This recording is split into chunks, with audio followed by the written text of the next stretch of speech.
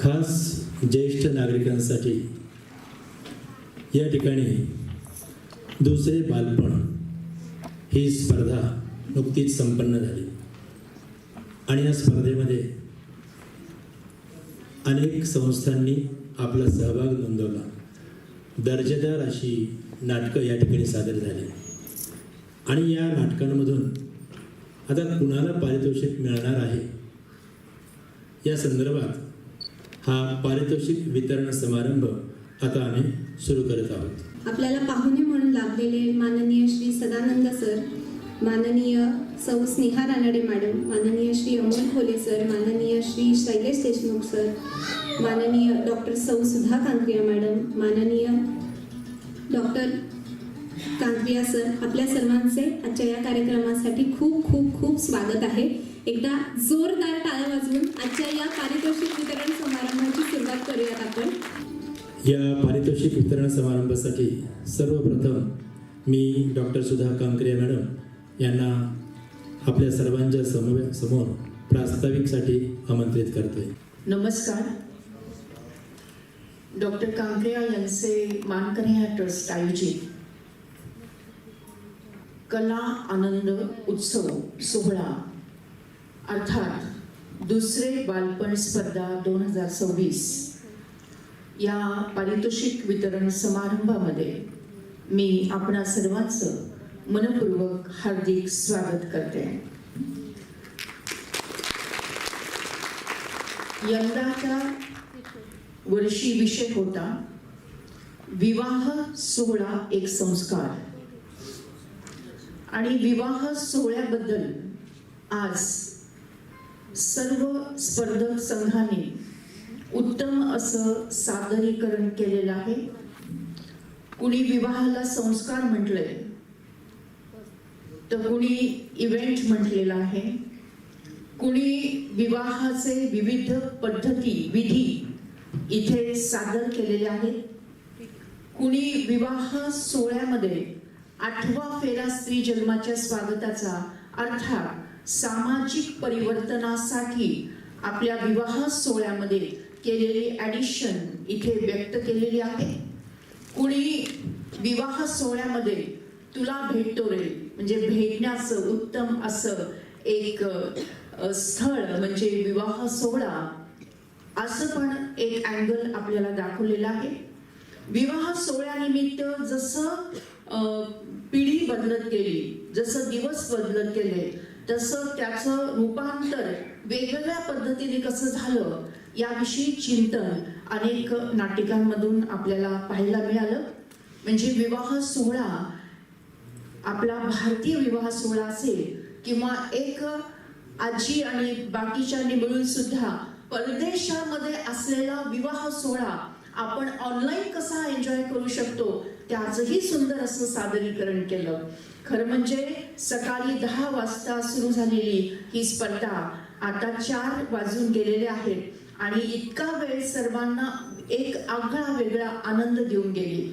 याच्यामध्ये आपण पाहतो की वयवर्ष 50च्या पुढचे सगळेजण बाल वयामध्ये जसं आपण बागडत असतो की नाही तसं या मंचावर बागडत होती. काहींनी नृत्य केलं, एक तर पूर्ण नृत्य नाटिकाच होती, एक संगीत नाटिका होती आणि बाकीच्या नाटकांमध्ये सुद्धा आजीच्या वयातल्या आपल्या आजींनी या वयोगटातल्या स्त्रियांनी सुद्धा इथे नृत्य केलेलं आपल्याला दिसलं आणि आजी आजोबा यांचा एक वेगळा असा एकोपा इथे आपल्याला पाहायला मिळाला. आणि खरोखरच हा जो दिवस आहे, आजचा जो दिवस आहे अत्यंत आनंदामध्ये संपन्न झाला म्हणण्यापेक्षा सफल झाला असं मला वाटतं. आणि आपल्याला काय वाटतं? आपल्यालाही वाटतं ना की आजचा दिवस हा सफल झालेला आहे. उद्घाटनाच्या सोहळ्यामध्ये मी 2 पॉइंट मुद्दाम सांगितले होते आणि आता मी परत एकदा आठवण करते की दुसरं बालपण या स्पर्धा का सुरू कराव्याशा वाटल्या. कारण आपण पाहतोय की लहानपण, पहिलं बालपण हे थोडंसं वेगळं असतं आणि यावेळेस म्हणजे बाल वयातील जे छोटी छोटी मंडळी आहेत त्यांचं संगोपन करण्यासाठी, त्यांच्यावर संस्कार करण्यासाठी, त्यांची देखभाल करण्यासाठी आई वडील आजी आजोबा होते. परंतु आजचा काळ असा झालेला आहे की आजी आजोबा हे म्हणजे दुसरं बालपण जगत आहेत, परंतु आज वृद्धाश्रमाची संख्या वाढलेली आपल्याला दिसते. नातेसंबंधामध्ये दुरावा निर्माण झालेला आपल्याला समजतंय आणि 2 पिढी 3 पिढींमधलं जे विचाराचं अंतर आहे, कृतीमधलं अंतर आहे, हे सुद्धा आपल्या समोर येत आहे.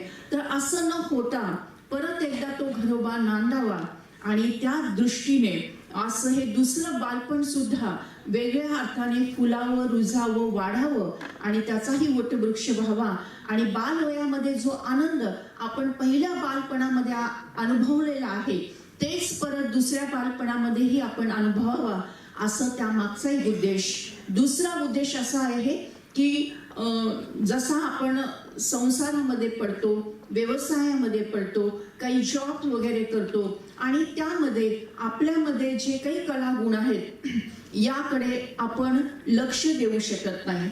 पण जेव्हा वय वाढतं, आपण रिटायर होतो, त्यानंतर आपल्याकडे पुरेसा वेळ असतो आणि अशा वेळेस आपल्यामध्ये जे सुप्त गुण आहेत ते आपण परत जाग करणं आणि या वयोगटामध्ये कुठेतरी आत्मविश्वास हरवलेला असतो.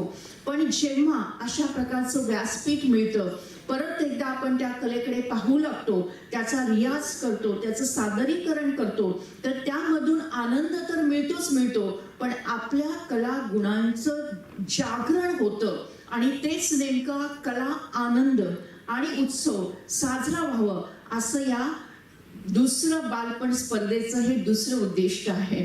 आणि हे दोन्ही उद्दिष्ट इथे आज व्यासपीठावर सफल होताना आपल्याला दिसत आहेत. आणि आजच्या या पारितोषिक वितरण समारंभाचे आदरणीय अध्यक्ष, जे खरोखरच मोठे साहित्यकार आहेत, लेखक आहेत आणि त्यासोबतच ते एक नाटककार सुद्धा आहेत, असे आदरणीय सदानंद भणगे सरांचं आपण जोरदार टाळ्यांनी स्वागत करूया. वय वर्ष 15 पेक्षा कमी, अर्थात जेव्हा भणगे सर हे 8वी मध्ये शिकत होते तेव्हापासून ते लेखन कलेमध्ये पारंगत झाले आणि त्यासोबतच त्यांनी नाट्य, मग नाटक असेल, कादंबरी असेल, कथा असेल किंवा बालनाट्य असेल.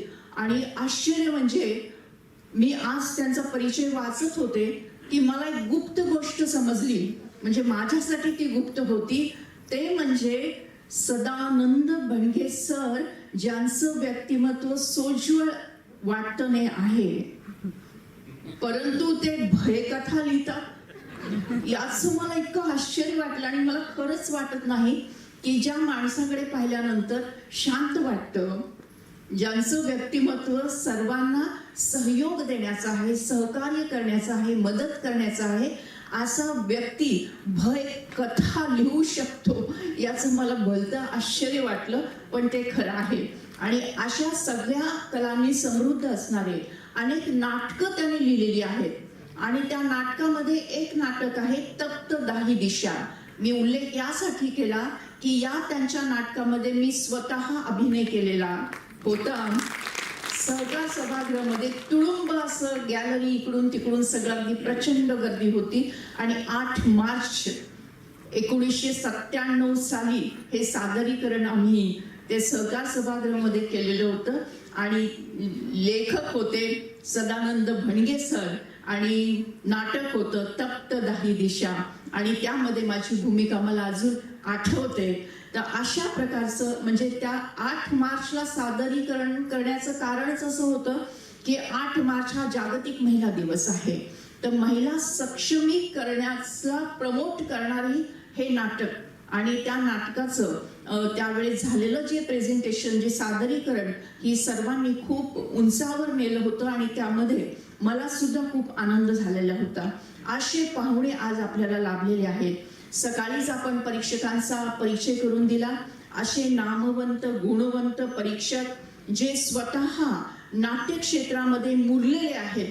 म्हणजे लोणचं मुरल्यानंतर जसं आपल्याला अधिक छान वाटतं, टेस्टी लागतं, तसंच हेही कलेमध्ये मुरलेले आहेत. नाट्य कलेमध्ये स्नेहाताई तर विविध कलेमध्ये पारंगत आहेत. लेखनापासून, कवितापासून, एक पात्री सादरीकरणापासून अमोलजी खोले हे लहानपणापासूनच कांक्रिया करंडक सोबत जोडले गेलेले आहेत. आणि कांक्रिया करंडक मध्ये त्यांनी सतत 3 वर्ष सांघिक पहिलं पारितोषिक मिळालं त्यांना. म्हणजे एवढ्या लहान वयोगटांपासून ते आमच्या सोबत आहेत. आणि आता ते स्वतः इंटिरियर डिझायनर आहेत आणि इंटिरियर डिझायनर असोसिएशनचे स्वतः अध्यक्ष आहेत आणि अनेक पुरस्काराने ते सन्मानित आहेत. तिसरे आपले परीक्षक देशमुख सर हे तर नाट्य परिषदेमध्ये मोठं कार्य त्यांचं आहे आणि त्यांनी पण हिंदी, मराठी, संगीत नाटकामध्ये अभिनय केला, दिग्दर्शन केलेलं आहे. असे सर्व ज्ञानवंत, गुणवंत असे परीक्षक आज आपल्याला लाभलेले आहेत, पाहुणे लाभलेले आहेत. एवढंच नाही तर आज सकाळपासून आतापर्यंत ज्या सगळ्या नाटिका एक स्पर्धक म्हणून आपण सर्वांनी सादर केलेल्या आहेत त्या कलेला तोडच नाही. त्या कलेला माझा सलाम आहे, उजव्या हाताने करते, सलाम आहे. अशा या सर्व कलाकारांचं मी अभिनंदन करते. बक्षीस हे दुसरी गोष्ट असते, परंतु आपण जे सादरीकरण केलेलं आहे त्यामधून आपल्याला जो आनंद मिळालेला आहे किंवा आपण जो काही इथे सादर करण्यापूर्वी जो प्रॅक्टिस केलेली आहे त्या प्रॅक्टिसच्या माध्यमातून एकत्र येणं, विचारांची देवाणघेवाण करणं आणि एकत्रपणे आनंद साजरा करणं हा लाभ तर सर्वांनाच मिळालेला आहे. आणि खूप जणांना आज इथे बक्षीस मिळणार आहे आणि प्रेक्षकांमधून सुद्धा आपण बक्षीस देणार आहोत. तर अशा या सुंदर अशा कार्यक्रमाचं मनपूर्वक स्वागत करते. धन्यवाद. Thank you so much.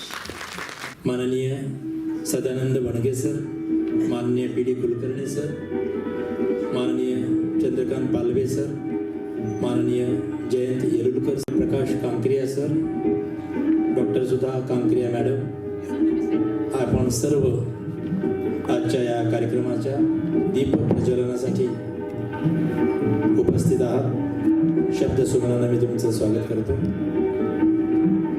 Sadanand बणगे sir म्हणजे अहिल्यानगर जिल्ह्याचं भूषण. स्टेट बँक ऑफ इंडियामध्ये निवृत्त होऊन आजपर्यंत 30 पुस्तकं प्रकाशित झाली. सोसायटी हायस्कूलमध्ये शिकत असताना 8वी पासून त्यांनी लेखनाला सुरुवात केली. बँकेत असताना कथा, कादंबरी लेखन, नंतर पुस्तकं प्रकाशित होऊ लागली. पहिल्या पुस्तकाचं प्रकाशन state bank of India Ahmednagar शाखेने केलं आणि 25व्या पुस्तकाचं प्रकाशन बाबासाहेब पुरंदरे यांच्या हस्ते झालं. त्यांनी 4 कादंबरी, 3 ललित लेख, 4 कथासंग्रह, बालनाट्य, नाटकं, किशोर कादंबरी, त्यानंतर एकांकिका अशा अनेक प्रकारचं लेखन त्यांनी केलं आहे. नगर आकाशवाणीवर त्यांच्या मुलाखती झालेल्या आहेत. नवनाट्य त्यांनी लिहिलेली आहेत. चिंतन, विचारमंथन असे अनेक कार्यक्रम त्यांचे नेहमी होत असतात. समाज प्रबोधन, पथनाट्य आणि नाट्यछटांचं लेखन आणि सादरीकरण त्यांनी केलेलं आहे. प्राध्यापक सौ स्नेहा देवदत्त रानडे मॅम यांनी मॅथमॅटिक्समध्ये MSc प्रथम श्रेणीमध्ये फर्स्ट क्लास मिळवून त्या उत्तीर्ण झाल्या आहेत. त्याचबरोबर BEd फर्स्ट क्लास आपल्या जिल्ह्यात प्रथम, संगीत विशारद जिल्ह्यात प्रथम, रानडेज मॅथ्स अकॅडमीच्या त्या संस्थापिका आहेत. 11वी आणि 12वीच्या मॅथ्स, फिजिक्स, केमिस्ट्रीच्या क्लासेस या संस्थेतर्फे चालवले जातात आणि त्यांचे विद्यार्थी, उच्च विद्याविभूषित विद्यार्थी अक्षरशः जगभर पसरलेले आहेत. मॅथ्समधील नंबर 1 क्लासमध्ये रानडेज मॅथ्स अकॅडमीचं नाव घेतलं जातं. मी पण त्यांची स्टुडंट आहे. माझ्या 11वी 12वीमध्ये मी देखील मॅडमकडे शिकलेली आहे. महाराष्ट्रात विविध ठिकाणी त्यांनी गायन व नाटकाचे अनेक कार्यक्रम सादर केले आहेत. स्त्री नाट्य पंचधारा हा त्यांचा नाट्य व संगीतावर आधारित एकपात्री प्रयोग विशेष गाजला आहे. विविध कार्यक्रमांचे सूत्रसंचलन करण्यात त्यांचा हातखंड आहे. आकाशवाणी नागपूर, नगर, पुणे, रत्नागिरी येथे त्यांनी नाट्यवाचन आणि कादंबरीचे अभिवाचन केले आहे. उत्तम लेखिका, कवयित्री असून त्या नाटक, कथा, छोट्या मुलांसाठी नाटिका लिहितात. त्याचबरोबर कर्तव्यदक्ष गृहिणी, एक बुद्धिमान गुणी कन्येची आई असाही त्यांचा नावलौकिक आहे. नगर शहरातील विविध स्पर्धांमध्ये त्यांनी उत्कृष्ट व्यक्तिमत्व, नयन सुंदरी, केश सुंदरी असे बहुमान मिळवले आहेत. अशा या आपल्या हरहुन्नरी परीक्षिका सौ स्नेहा देवदत्त रानडे मॅडम, आपले खूप खूप स्वागत आहे मॅडम. अखिल भारतीय मराठी नाट्य परिषद अहमदनगर शाखेचे अध्यक्ष आहेत. Institute of India interior designer Ahmednagar सेंटरचे चेअरमन आहेत. हाऊसफुल फाउंडेशन अहमदनगरचे अध्यक्ष आहेत. 2005 ते 6 या काळात अभिनव, कला महाविद्यालय इथं प्राध्यापक म्हणून त्यांनी कार्य केलेलं आहे. आंतरराष्ट्रीय पृथ्वी नाट्य फेस्टिवल पुणे 2001 मध्ये भारतातील पहिल्या 30 कलाकारांमध्ये निवड झाली आहे. महाराष्ट्र शासन आयोजित राज्यनाट्य स्पर्धेत नेपथ्यासाठी अनेक पारितोषिके मिळालेली आहेत. झी मराठीवर 2001 मध्ये झाले मोकळे आकाश या मालिकेत त्यांनी अभिनय केला आहे. संस्कार भूषण 2002 पुरस्काराचे मानकरी आहेत. 2002 साली भारत सरकारच्या नेहरू युवा केंद्र आयोजित वादविवाद स्पर्धेत सुवर्ण पदक त्यांनी मिळवलेलं आहे. महाराष्ट्र राज्य शासन आयोजित बालराज्य नाट्य स्पर्धेत सर्वोत्कृष्ट दिग्दर्शनासह प्रथम क्रमांकाचं पारितोषिक त्यांनी मिळवले. अनाम प्रेम या अंध मुलांसाठी काम करणाऱ्या संस्थेतील अंध मुलांना घेऊन महाराष्ट्र राज्य बालनाट्य स्पर्धेत खुल्या गटात सांघिक तृतीय पारितोषिक मिळवले. कांक्रिया करंडक बालनाट्य स्पर्धेत सलग 3 वर्ष दिग्दर्शन आणि सांघिक प्रथम क्रमांकाचं पारितोषिक मिळवले. महाराष्ट्रातील पुणे, मुंबई, बारामती, अकोला, औरंगाबाद, नगर, रायगड, महाड या ठिकाणी त्यांना अनेक बक्षिसे मिळालेली आहेत. माननीय Shri Shailesh Deshmukh sir, diploma in dramatics, संचालक डीजे मीडिया, 2004 पासून नाटक क्षेत्रात सर कार्यरत आहेत. आतापर्यंत 10 2 अंकी नाटकांचं त्यांनी दिग्दर्शन केलेलं आहे. त्यापैकी एक होता बाबू काका, महापात्रा, मुंबई मॉन्सून, एका उत्तराची कहाणी या नाटकांना राज्य नाट्य स्पर्धेमध्ये अभिनय, सांघिक आणि दिग्दर्शनाचे शासनाचे पारितोषिक मिळाले आहे. हिंदी राज्य नाट्य स्पर्धेमध्ये अंतिम फेरीमध्ये अम्मो या नाटकाला दिग्दर्शन आणि सांघिक पारितोषिक. संगीत त्रिवेणी या संगीत नाटकाचे दिग्दर्शन. 25 एकांकिकेचे दिग्दर्शन, त्यापैकी every day is a Sunday, second chance, दाखला, पोस्ट ऑपरेटिव्ह सायकॉसिस, गैरसमज करून घेऊ नका, सत्यम शोधम सुंदरम, इथे नावं ठेवायलाही जागा नाही, यांना विविध स्पर्धांमध्ये बक्षीस मिळाले आहे. बालनाट्य स्पर्धेमध्ये जीना इसी का नाम, मूनलाईट मॅजिक, मधली सुट्टी, ठुंब्याठुंबीची गोष्ट अशा अनेक बालनाट्यांचे दिग्दर्शन त्यांनी केलेले आहे. मधली सुट्टी, मूनलाईट मॅजिक या बालनाट्यांचे तसेच डिंक या 2 अंकी नाटकांचे लेखन केले आहे. जसे सर म्हणतात, आपल्या परीक्षकांच्या परिचयाची यादी खूप मोठी आहे आणि आपल्याला हरहुन्नरी परीक्षक आज लाभलेले आहेत. 3ही परीक्षकांचे खूप खूप खूप स्वागत. आदरणीय व्यासपीठ आणि प्रेक्षकजन हो, तुम्हीही सगळे मला आदरणीय असेच आहात. कारण वयाची 60 ओलांडल्यानंतर काय होतं याचा अनुभव घ्यायला मी नुकतीच सुरुवात केलेली आहे. आणि एक दिवसांनी, एक वर्षांनी असा छानसा फरक पडत जातो आणि त्याच्यामुळे तुम्ही खूप अनुभव तुमच्या गाठीला बांधलेले आहेत. आणि सगळ्या ज्या माझ्या मैत्रिणी आणि मित्र यांनी ज्या आनंदाने आणि कष्ट घेऊन इथे सादरीकरण केलं त्याचं कशातच मोल नाही. हा पहिला, दुसरा, तिसरा नंबर किंवा काय याला कशालाच अर्थ नाही आहे. आम्ही पण नेहमी नाटकं करतो तेव्हा म्हणतो की ते नाटक करायचा दिवस आला ना की असा उत्साह असतो, पण मग असं दुःख होतं जरा की अरे या मेकिंगमध्ये किती मजा आली होती सगळं करायला. तसं मेकिंगमध्ये जी मजा येते ती मजा घेण्यासाठी दिलेलं व्यासपीठ आपल्याला डॉक्टर तांत्री यांनी अवेलेबल करून दिले आहे. त्याच्यासाठी मी त्यांचे अतिशय आभार मानते. मला परीक्षक म्हणून तुम्ही आज इथे बोलवलं आणि मला बोलायची संधी दिली त्याबद्दलही आभार. काही कुणाचं चुकलं किंवा काय झालं असा काही हिशोबच नाही, पण तरीही स्पर्धा म्हटली की काहीतरी क्रमांक काढावे लागतात आणि आपण अतिशय हौसेनं भाग घेतो. मी आता मगाशीच म्हटलं की मी 60ची झाली आहे, त्याच्यामुळे मी रिटायर्ड झालेली आहे. सेल्फ रिटायरमेंट डिक्लेअर केली आहे मी माझीच क्लासमधून. तर असं तुम्ही कधीही नाटक बसवाल तर मला तुम्हाला काही हवं असेल तर सांगायला मला आवडेल की प्रॅक्टिसला मॅडम 2 दिवस येऊन जा, तुम्ही पण आमच्याबरोबर नाचा.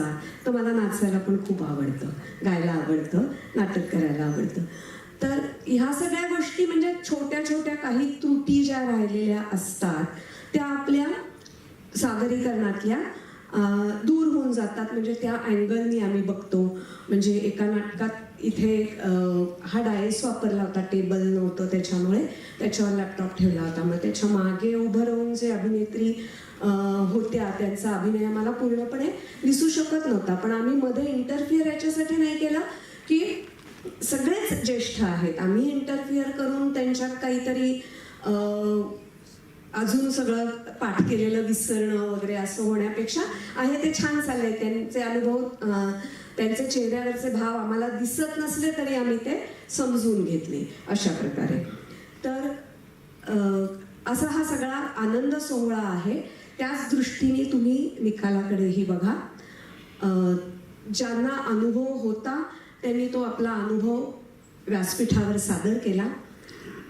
ज्यांना नव्हता ते दिसतच होतं, अनुभव नव्हता. पण असं करून करूनच अनुभव येतो आणि सगळं आवडायला लागतं. धन्यवाद. देशातली ही एकमेव स्पर्धा आहे हे आपण मगासपासून ऐकतोय आणि ते खरं आहे. कित्येकदा नुसत्याच कुठल्याही गोष्टींचा डांगोरा पिटला जातो, पण इथे असं काही नाही. आणि आता बाहेरच्या गावचे स्पर्धक पण इथे यायला लागले. आज संभाजीनगर, येवला असे लांब लांबहून लोक आले आणि इथे त्यांनी पार्टिसिपेट केलं. आणि इतकी म्हणजे आजकाल शब्द असे स्वस्त झालेत, कुठेही कसेही वापरले जातात आणि प्रत्येक आपली सादर केलेली कलाकृती आगळी वेगळी होती. आमची ही स्पर्धा आगळी वेगळी आहे असं म्हणतात, पण ही स्पर्धा खरोखरीच आगळी वेगळी आहे. म्हणजे बालपण जे लहान मुलं जे स्टेजवर असताना काम करतात तेव्हा ते आपली आई, आजी किंवा बाबा कुठे बसलेत असं मधूनच चेक करतात आणि त्यांच्याकडे पाहून हसतात. तर अशा काही गमती आम्हाला हे ज्येष्ठ सादर करताना सुद्धा जाणवल्या आणि तेव्हा म्हणजे लक्षात येते की हे खरंच म्हणजे या वयाकडे गेल्यानंतर परत लहान मुलासारखं व्हावंसं वाटतं. आणि त्या सगळ्याला व्यासपीठ मिळवून देणं ही कल्पनाच इतकी अप्रतिम आहे आणि तुम्ही ती राबवताय त्याबद्दल परत एकदा आभार. मॅडमनी सगळं सांगितलेलंच आहे की भारतामध्ये असलेली ही पहिली स्पर्धा आहे. या स्पर्धेच्या आधी ही जी दुसरं बालपण स्पर्धा सुरू झाली त्याच्या आधी या कांक्रिया दाम्पत्याने एक मोठी चळवळ नगरमध्ये राबवली. बालनाट्याची चळवळ, कांक्रिया करंडक नावाची 25 वर्ष ही स्पर्धा नगरमध्ये चालू होती. 25 वर्ष. आता लोक म्हणतात ती बंद झाली का, तर नाही, ती अल्पविराम घेतलेली स्पर्धा आहे. आणि नुकती ही स्पर्धा घेऊन थांबलेले नाही, तर या स्पर्धेच्या मांडवाखालनं, या स्टेजवरनं कांक्रिया करंडकाच्या असे बालकलाकार झाले की ते आज तुम्हाला रुपेरी पडद्यावर झळकताना दिसत आहे. माझ्या मते तो कुलकर्णी, संरक्षण कुलकर्णी असेल, आमचा खोले तर 3 वेळा विजेता आहे. आता मगाशी सकाळपासून उल्लेख होतोय त्याचा. म्हणजे अशा अनेक लोक, म्हणजे आत्ताचे जे आजी आजोबा आहेत ना, त्यांची पोरं सुद्धा या स्टेजवर गेलेली आहेत बालनाट्य स्पर्धेच्या. इतकं मोठं काम यांनी केलं बालनाट्यासाठी. आणि ह्याच कामाची दखल घेण्यासाठी म्हणून अखिल भारतीय नाट्य परिषदेने नगरच्या त्यांचं नाव बालनाट्यामधील योगदानाच्या पुरस्कारासाठी शिफारस केली होती अखिल भारतीय नाट्य परिषदेला. आणि काल संध्याकाळी त्यांना बालनाट्याच्या योगदानानिमित्त अखिल भारतीय नाट्य परिषद मुंबई मध्यवर्तीचा पुरस्कार जाहीर झालेला आहे. त्याबद्दल आपण एकदा टाळे वाजवून त्यांचं अभिनंदन करूया. हा मानाचा पुरस्कार आहे, हा फार मोठा पुरस्कार आहे. आणि तो नगरमधल्या बालनाट्यामध्ये योगदान देणाऱ्या या सुधाताई आणि डॉक्टर प्रकाश कांक्रिया यांचं जे योगदान आहे त्याचा हा यथोचित आणि बहुमूल्य असा सन्मान आहे, असं आमचं मत आहे. तुम्ही कालपासून पाहतच असताल, आज सकाळपासून. हे बघा, हा लोगो बघा, किती छान लोगो आहे. हा आपण घरी नेहमी अनुभवतो, आजोबा म्हणून, आजी म्हणून नेहमी अनुभवतो. आजोबाचं प्रत्येक आजोबांनी अनुभवलेला हा लोगो आहे. आणि बाहेर एक तुम्ही थीम पॅव्हिलियन पाहिलं असेल बघा, फोटो काढलेत का? आता ही संकल्पना जी आहे ना, हे अशा वेगवेगळ्या संकल्पनेनं आम्ही तुमच्या समोर येत असतो. आणि यांच्या आयडिया आम्ही जर काही सुचवलं, आम्ही संयोजन समितीने काही सुचवलं, तर त्याची तात्काळ अंमलबजावणी, तात्काळ, त्याच्यासाठी काही नकारच नसतो. आता मगाशी सकाळी स्पर्धा चालू झाल्यानंतर आता बक्षीस समारंभ सुरू होण्याच्या आधी मी मॅडमला एक सूचना केली. मॅडम म्हटलं, आपण एक काम करूया की दरवेळेला आपण एंट्री वगैरे मागवतो त्यावेळेला विषय देतो, यावेळेला पुढच्या वेळेचा विषय आपण आधी डिक्लेअर करून टाकू, म्हणजे लोकांना 1 वर्षभर तयारीला वेळ मिळेल. विषय काय आहे? मॅडम जाहीर करतील. एकदम झकास विषय आहे. धन्यवाद. डॉक्टर कांकरिया यांचे मानकनी हा ट्रस्ट आयोजित खास ज्येष्ठ नागरिकांसाठी असलेली ही स्पर्धा दुसरे बालपण कला आनंद उत्सव, जी भारतातील एकमेव आणि पहिली स्पर्धा आहे आणि या स्पर्धेचे 2027 सालचा विषय आहे मला मिळालेलं पहिलं पत्र. मला मिळालेलं पहिलं पत्र. मग पत्र ते कोणाचं का असेना, पण ते पत्र मिळाल्यानंतर काय आनंद झाला, दुःख झालं, जे काय आहे, ज्या भावना आपल्याला व्यक्त करता येणार आहेत. आणि शिवाय आजकाल पत्र व्यवहार हा कमी झालेला आहे, त्याला सुद्धा एक प्रकारचं प्रोत्साहन आणि उजाळा मिळणार आहे. तर वर्ष 2027चा विषय आहे मला मिळालेलं पहिलं पत्र. आणि त्यासाठी आपण तयारीला लागा. Best of luck to you. यानंतर आजच्या कार्यक्रमाचे प्रमुख पाहुणे माननीय सदानंद भणगे सर यांना मी विनंती करतो की त्यांनी आपलं मनोगत या ठिकाणी व्यक्त करावं. सन्माननीय व्यासपीठ आणि माझ्या समोर बसलेले सगळे कलावंत मंडळी आणि प्रेक्षक वर्ग, आजचा दिवस इतका सुंदर आहे आणि इतका दुग्धचर्चा योग आहे की किती कौतुक करावं हा मला आज प्रश्न पडलेला आहे. पण मॅडम म्हणाल्या ना की भयकथा कशाला येतो, मला इथून राहिलं की भीती वाटते बोलायची, तर तिथूनच माझ्या भयकथेला सुरुवात झाली असो. तर हे जे मानकरी ट्रस्ट आयोजित त्यांनी दुसरं बालपण ही जी स्पर्धा सुरू केलेली आहे केवळ अप्रतिम आहे आणि ती आपल्या नगरमधनं आणि कांकऱ्या कुटुंबियांनी सादर केलेली आहे. हे तुम्ही वैशिष्ट्य लक्षात घ्या. संबंध भारतभरात, मला असं वाटतं जगभरात सुद्धा नसेल कल्पना आहे, पण भारतात तर नाहीच नाही. आणि किती सुंदर कल्पना आहे की एक वृद्धपण, आपण म्हणतो की 60 वर्ष झाले की आता माझं सगळं संपलं, आता मला काय, माझं सांसारिक जबाबदाऱ्या संपलेल्या आहेत, माझं घरातलं स्थान कमी झालेलं आहे, आता काय कोणी मला विचारत नाही. तसं नाहीये.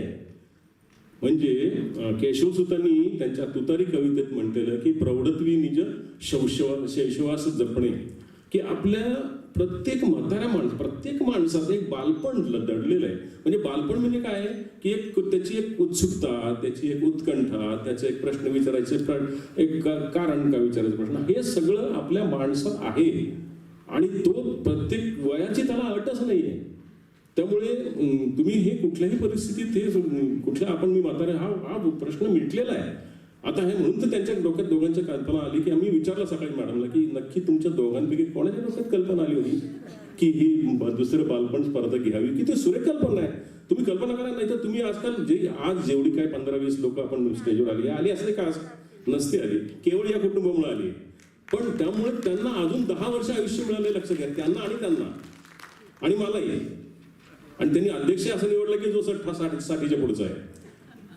पण गंमत अशी आहे की हे जे बालपण आपण जो आता अमेरिकेमध्ये पहा की 60व्या वर्षी तो माणूस घरात बसत नाही. तो काय म्हणतो की मला मी एक उदाहरण तुम्हाला सांगतो की मी एका ग्रोसरी शॉपमध्ये गेलो होतो, तर त्या ग्रोसरी शॉपचा वयाचा माणूस काहीतरी 65-70चा होता.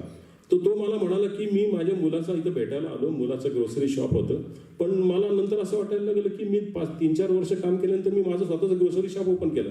वय वर्ष 65. म्हणजे तो इतका एन्जॉय करत होता. तिथे काही माणसं मग रिटायर झाल्यानंतर ते लायब्ररीत काम करतात, ते कुठं स्वीपिंगचं काम करतात. एन्जॉय म्हणजे पैसा मिळवणं हा ध्येय नसतो, तर एक कुठेतरी एन्जॉयमेंट आणि लाईफ माणसाला एकदाच मिळतं. आणि हे वृद्धत्व खूप छान आहे हो. म्हणजे तुम्ही इथे जे म्हातारे नसतील त्यांना सांगतो मी माझ्या अनुभवावरनं, खूप सुंदर आहे वृद्धत्व. एक तर तुमच्यावर काही जबाबदारी नाही आहे, तुमचं कलागुण छान तुम्ही हे करू शकता आणि तुम्हाला कोणी नावं ठेवत नाही. मला तबला वाजवताना आलं, मी ट्राय केलं तर कोणी असं म्हणत नाही तुला काही येत नाही, कारण ते म्हणते जाऊ दे म्हातारा माणूस सोडून दे. तर असं गंमत अशी आहे की आजच्याच परीक्षकांनी तसं केलेलं नाहीये. पण मला असं वाटतं की ज्यांनी स्टेजवर काम केलं ना त्यांना आज तर असं वाटत होतं की ते 1, 2, 3 नंबर जाऊ द्या हो, मला बागडायला मिळतंय ना, दॅट्स ऑल. 2 टाळ्या मिळणं म्हणजे 10 वर्ष वाढणं. हे जे काही अनुभव झाले ना हे फक्त कांकऱ्यांनी दिलंय. आणि मला एक सांगायचं की एकमेव येत राहायचंय, पण त्यांनी गेली 25 वर्ष ही सोपी गोष्ट नाहीये. कुठलीही संस्था 5 वर्ष 10 वर्ष 15 वर्ष या वर्षात जास्ती काम करू शकते. 25 वर्ष यांनी बाल एकांकिका त्यांचं त्यांना म्हणजे पारितोषिक तर योग्य, आपण यासाठी टाळ्या वाजवल्या पाहिजे कांकरे मॅडमला की अतिशय योग्य माणसाला योग्य पारितोषिक मिळालेलं आहे की ते त्यांना मिळालं. आणि त्यांची दोघांची कुठेही अशी अपेक्षा नसते. तुमच्या लक्षात येईल की कुठेही त्यांचं काम चाललेलं आहे. तुम्ही या मी आमचं काम केवढं मोठं काम कांकरे मॅडम करतायत. बेटी बचाओ बेटी पढाओ, अहो फार आवश्यक आहे हो. आज काय घटना घडतायत, अशा परिस्थितीत तुम्ही तुमच्या मुलीला जपायला पाहिजे. परवाच्या घटनेत त्यांनी असं म्हटलं होतं की जितकी जबाबदार तुमची ती कोण विकृत व्यक्ती असेल त्याहीपेक्षा जबाबदार व्यक्ती पालक आहे.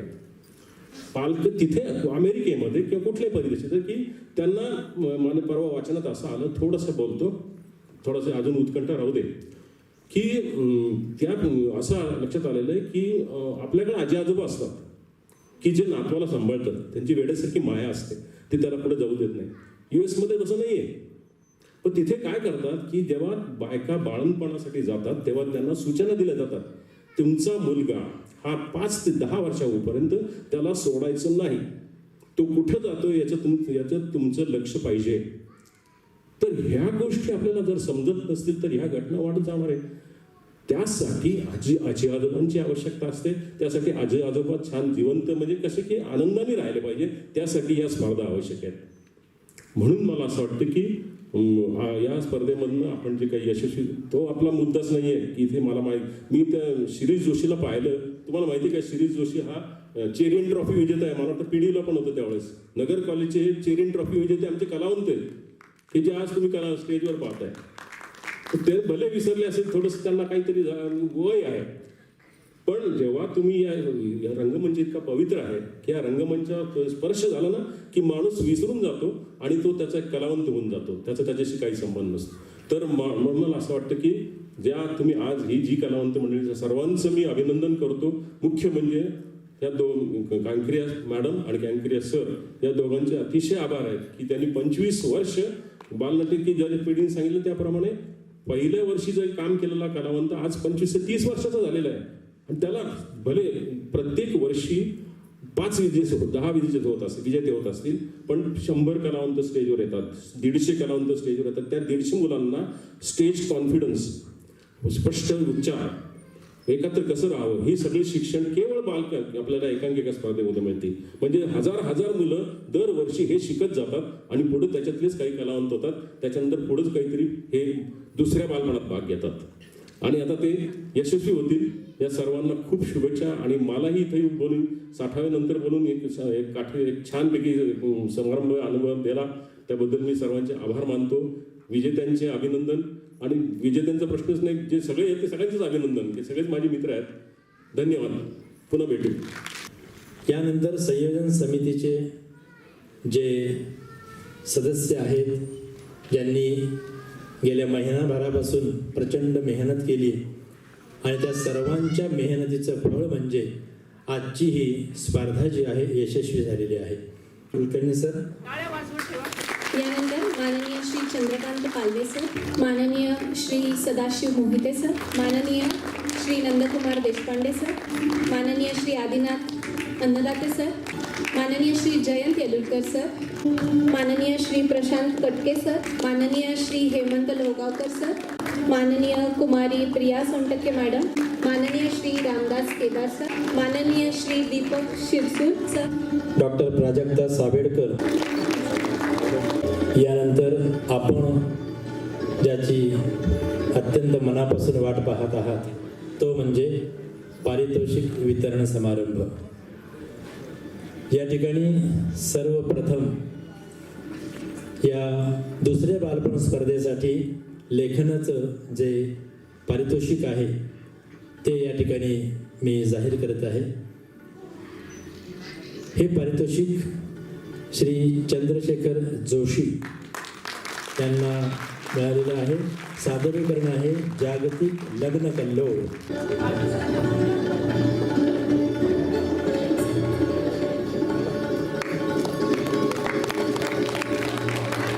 यानंतर उत्तेजनार्थ बक्षीस, सांघिक उत्तेजनार्थ. खरं तर सांघिक उत्तेजनार्थ बक्षीस आपण 2 बक्षिसं देत आहोत सांघिक उत्तेजनार्थमध्ये. मी विनंती करते जयंत येलुरकर सरांना की त्यांनी पुढील बक्षीस यावं. आजच्या आपल्या या दुसरे बालपण 2026 स्पर्धेचं उत्तेजनार्थ बक्षीस घेऊन जात आहेत स्वयंसिद्ध ज्येष्ठ नागरिक सेवाभावी संघ छत्रपती संभाजीनगर. नाटिकेचं नाव लग्न सोहळा की गरज. संस्थेचं नाव जी दुसरं उत्तेजनार्थ पारितोषिक घेऊन जात आहे ते आहे आमचे आम्ही संघ आणि नाटिकेचं नाव आहे 26 लग्नाची गोष्ट. उत्तेजनार्थ पारितोषिक दुसरे घेऊन जात आहेत आमचे आम्ही संघ. नाटिकेचं नाव होतं 26 लग्नाची गोष्ट. सांगीत तृतीय पारितोषिक आपल्याकडून घेऊन जात आहे. एनी गेस कोण घेऊन जाईल? तर हे तृतीय पारितोषिक घेऊन जात आहे सप्तरंग थिएटर्स संघ यांच्यातर्फे सादर केली गेलेली एक आगळा सोहळा नाटिका. यानंतर दुसरे बालपण 2026 या स्पर्धेच्या सांघिक द्वितीय क्रमांक जात आहे तुला भेटतो रे. या नाटिकेसाठी ओम नाट्य संस्कार अहिल्यानगर या संस्थेने सादर केलेली नाटिका तुला भेटतो रे. या ठिकाणी सांघिक प्रथम क्रमांकाचं पारितोषिक जाहीर करण्यापूर्वी लक्षवेधी अभिनय यासाठी परीक्षकाच्या खास शिफारशीनं या ठिकाणी 2 नावं जाहीर झालेली आहेत. पहिलं नाव आहे श्रीमती आशा देशपांडे. लक्षवेधी अभिनय परीक्षकांच्या खास शिफारसीने आपल्याला मिळत आहे. आपले खूप खूप खूप अभिनंदन. दुसरे बक्षीस सौ मीनाक्षी सरोदे. लक्षवेधी अभिनय परीक्षकांच्या खास शिफारसीने आजचे हे दुसरे बक्षीस दिले जात आहे सौ मीनाक्षी सरोदे यांना. प्रेक्षक पसंती अचूक अंदाज आणि हा अंदाज आहे सौ संगीता कावसानकर. त्यानंतर दुसरे पारितोषिक प्रेक्षक पसंती अचूक अंदाज सुवर्णा हेमंत मिरीकर. तिसरं प्रेक्षक पसंती अचूक अंदाज यासाठी या ठिकाणी आलेले नाव आहे सौ संध्या घोडके. प्रथम पारितोषिकापूर्वी आपण बाहेर जे सर्वांनी पाहिलेलं आहे ना की एक 3D फोटो पॉइंट आणि तो 3D फोटो पॉइंट जो आहे तो ज्यांनी त्याचा डिझाईन बनवलेला आहे हे आहेत आमचे देशपांडे सर आणि त्यांचा सन्मान आपण करणार आहोत. आणि त्या जे काही 3D फोटो पॉइंट आहेत त्याचं उद्घाटन ज्यांनी केलेलं आहे ते आहेत आमचे जागतिक कीर्तीचे चित्रकार शिल्पकार कलाकार असणारे श्री प्रमोदजी कांबळे सर. यांच्यासाठी जोरदार टाळ्या वाजवूया. आदरणीय प्रमोदजी कांबळे सर हे शिल्पकार पण आहेत चित्रकार पण आहेत आणि जर पाहिलं तर साहित्यिक पण आहेत. अशा विविध अशा कलांचं माहेरघर म्हणजे प्रमोदजी कांबळे सर आहेत. आणि अयोध्यामध्ये जे श्रीराम मंदिर याचं जे पुण्यकाम जे आहे त्याच्यामध्येही यांचा मोठा सहभाग आहे.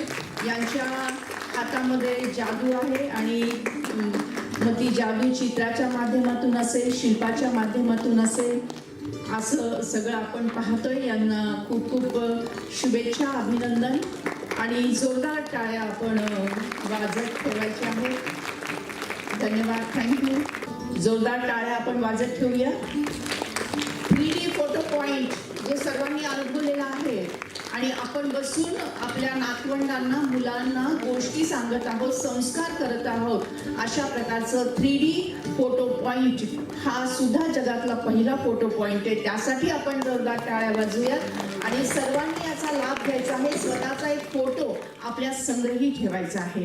पहिलं पारितोषिक आजच्या या सुंदर स्पर्धेचं सांघिक प्रथम दुसरे बालपण स्पर्धा 2026 वर्ष तिसरे चे सांघिक प्रथम पारितोषिक घेऊन जात आहे ओंकार संगीत निकेतन संस्था. शुभमंगल. वाह छान. सांघिक राबवलं आहे ओंकार संगीत निकेतन अहिल्यानगर संस्थेने. नाटिकेचं नाव होतं शुभमंगल. प्रेक्षकांमधून जोरदार टाळ्या येऊ द्यात आजच्या या विजेत्यांसाठी. खूप सुंदर सादरीकरण केलेलं आपण सर्वांनीच, आपल्या सर्वांचे खूप कौतुक. मानकणैया ट्रस्ट आयोजित दुसरे बालपण स्पर्धा 2026 वर्ष तिसरे पारितोषिक वितरण या समारंभास अध्यक्ष म्हणून लाभलेले सुप्रसिद्ध साहित्यिक व नाटककार माननीय श्री सदानंद भंडगे सर यांचे मी आभार मानतो. तसेच आंतरराष्ट्रीय कीर्तीचे शिल्पकार प्रमोद कांबळे सर यांचेही मी आभार मानतो. या स्पर्धेसाठी लाभलेले सन्माननीय परीक्षक ज्येष्ठ रंगकर्मी सौ स्नेहा रानडे, अखिल भारतीय नाट्य परिषदेचे अध्यक्ष श्री अमोल कोले आणि सुप्रसिद्ध रंगकर्मी श्री शैलेश देशमुख यांचे मनपूर्वक आभार.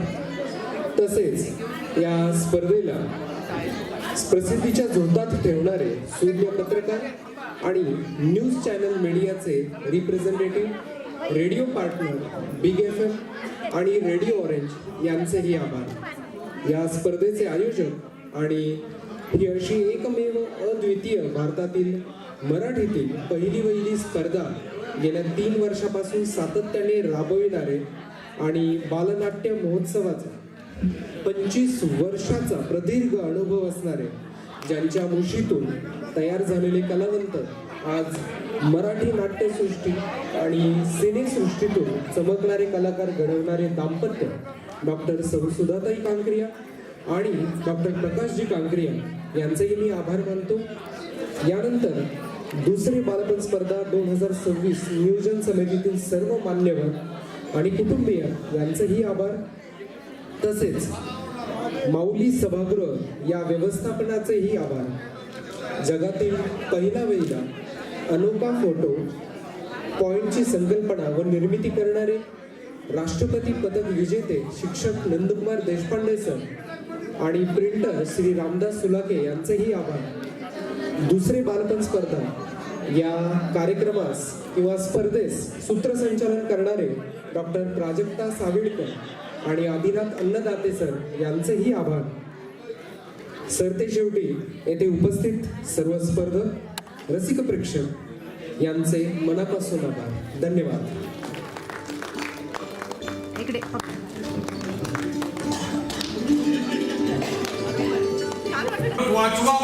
वाचवा माझ्या आयुष्यातलं एकल समाधान पुरं होतंय बघा.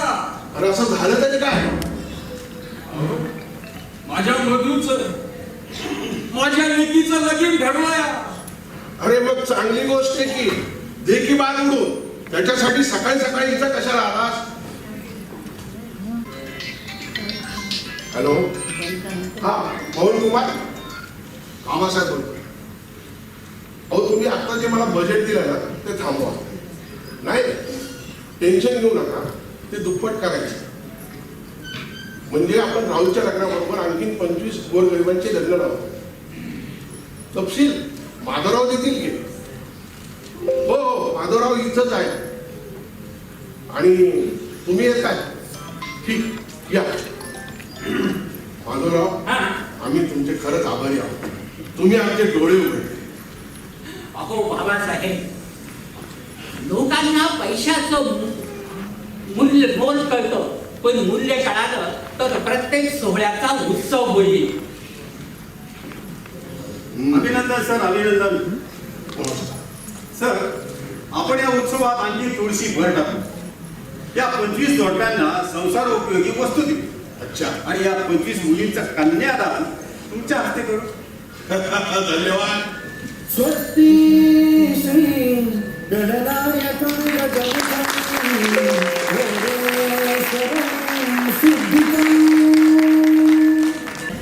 चला भेट होतोय. आत्मा होतोय.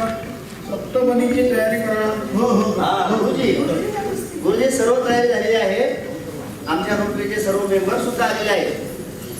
आणि 8वा फेरा स्त्री जन्माच्या स्वागताचा हा जो उपक्रम आहे तो आम्ही आमच्या रोटरी मार्फत राबवत असतो. आणि आज या निमित्ताने 8वा फेरा स्त्री जन्माच्या स्वागताचा हा जो उपक्रम आहे तो आम्ही सर्व आमच्या रोटरी मेंबर लवकर तयारी करावं. सादर करणार आहोत. बरं का? रोटरीचे सर्व मेंबर्स आलेले आहेत. म्हणजे मी सर्वांचं स्वागत करतो. आणि भाऊजी, रोटरी तुमचं खूप चांगलं सामाजिक कार्य करत असते बरं का. हो, आमच्या रोटरीचं समाजकार्य फार मोठं आहे बरं का. चला सुरू करूया.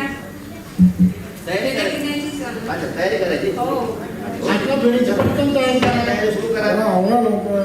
षष्टीपूर्ती सोहळ्यासाठी उपस्थित सर्व मान्यवरांना मी एक सांगू इच्छितो की 8वा फेरा स्त्री जन्माच्या स्वागताचा या उपक्रमाच्या जनक डॉक्टर सुधाताई कांक्रिया खरं तर आजच्या आमच्या सोहळ्यासाठी उपस्थित राहणार होत्या, परंतु काही तांत्रिक बाबीमुळे त्या आमच्यासोबत आज जॉईन होऊ शकल्या नाही.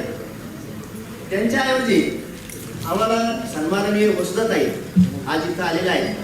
त्याही आमच्या रोटरीच्याच अधिकारी आहेत आणि त्या आम्हाला 8वा फेरा स्त्री जन्माच्या स्वागताचा घेण्यासाठी डॉक्टर सुधाताई कांक्रीच्या ऐवजी त्या आम्हाला आज मार्गदर्शन करणार आहे.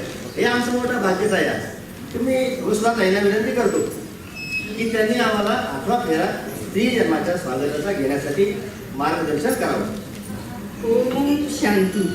सर्वांना माझा नमस्कार. आज मी इथे या वधूवरांचे अभिनंदन करण्यासाठी आले आहे. त्यांनी जो हा उपक्रम स्तुत्य उपक्रम साधला आहे, 8व्या फेऱ्याचा जो संकल्प केला आहे, तो संकल्प त्यांचा सिद्धीस जावो अशी मी ईश्वरचरणी प्रार्थना करते आणि अभिनंदन करते त्यांचे. आणि देवाच्या साक्षीने हा 8वा फेरा आपण संपन्न करूया. मी 8व्या फेऱ्याचे वचन म्हणेन. माझ्या मागे वधूवरांनी वचन म्हणायची आहेत, वचन म्हणायचे आहे. चला तर मग सुरू करूया. लेका एवढीच हा संदेश घरोघरी 8वा फेरा घेऊया. स्त्री जन्माचे स्वागत करूया. स्त्री जन्माचे स्वागत करूया. अशा रीतीने विवाह विधी संपन्न झाला आहे.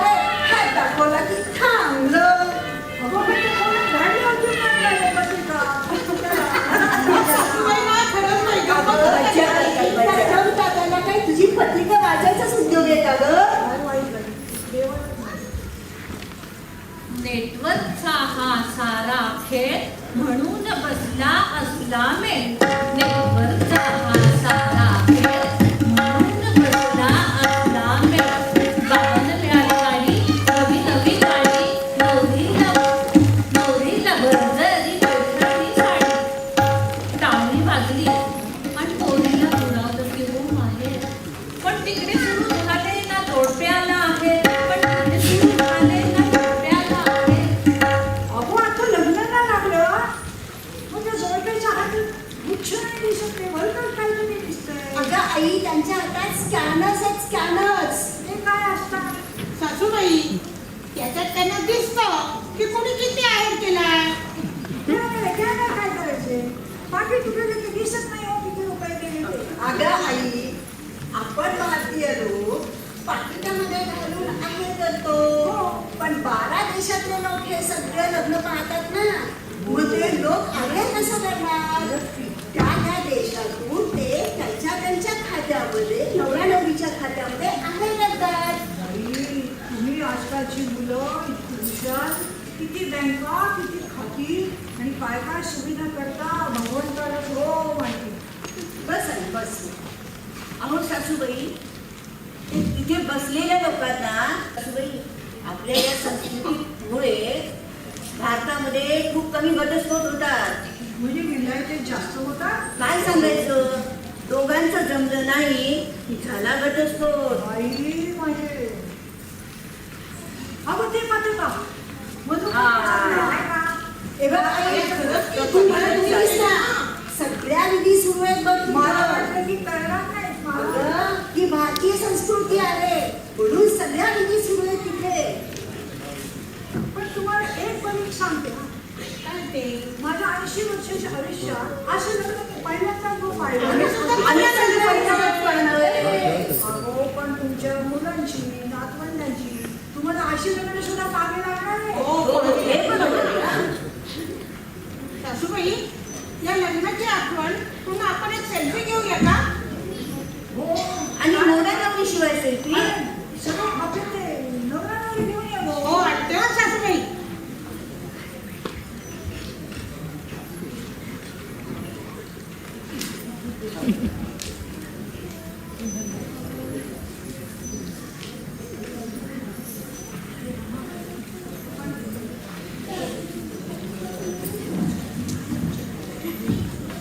असं झालं.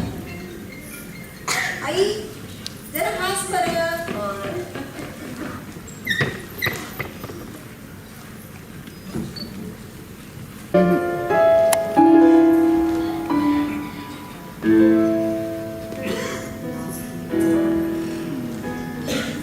खूपच छान वाटलं ना. वातावरण खूप छान झालं. खरंच आज खूप आल्हाददायक वाटतंय आणि वातावरणात एक खूप प्रसन्नता वाटतेय. खरंच खूप छान. नावही खूप छान.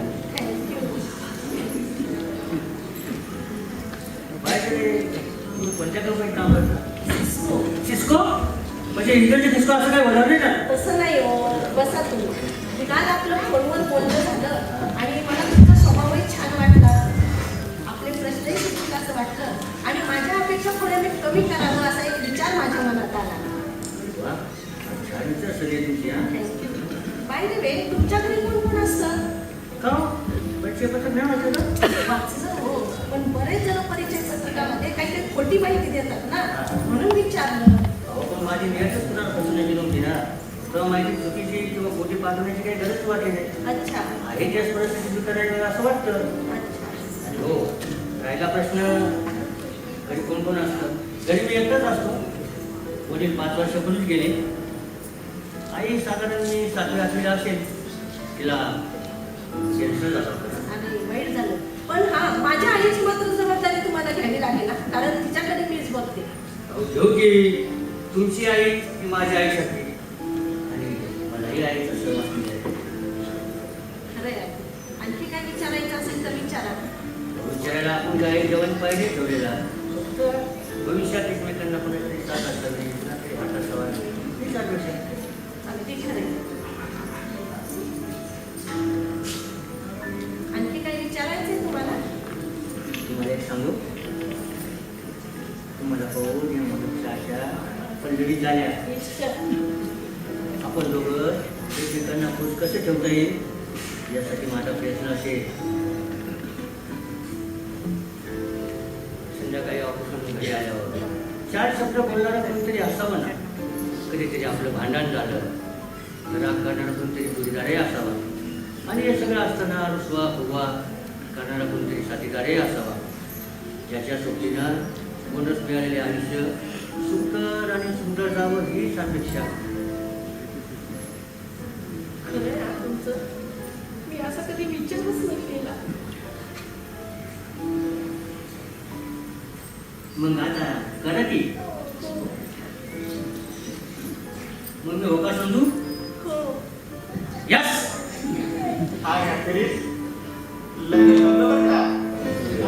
चला आवडलं का?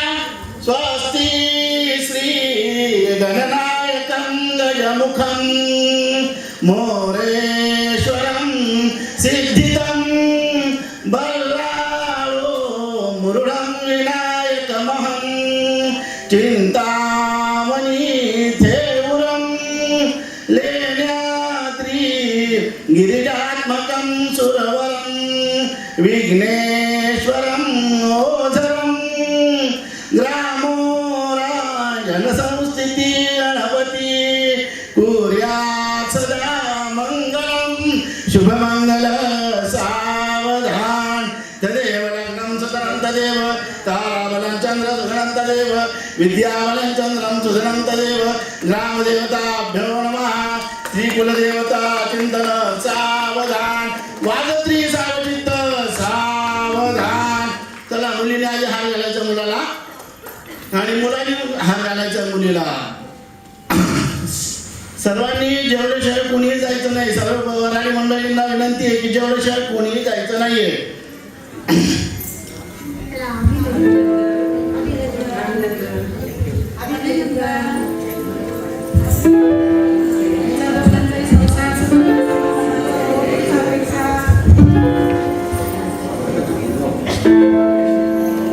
जाती जन्म मस्त संसार केला दान देव.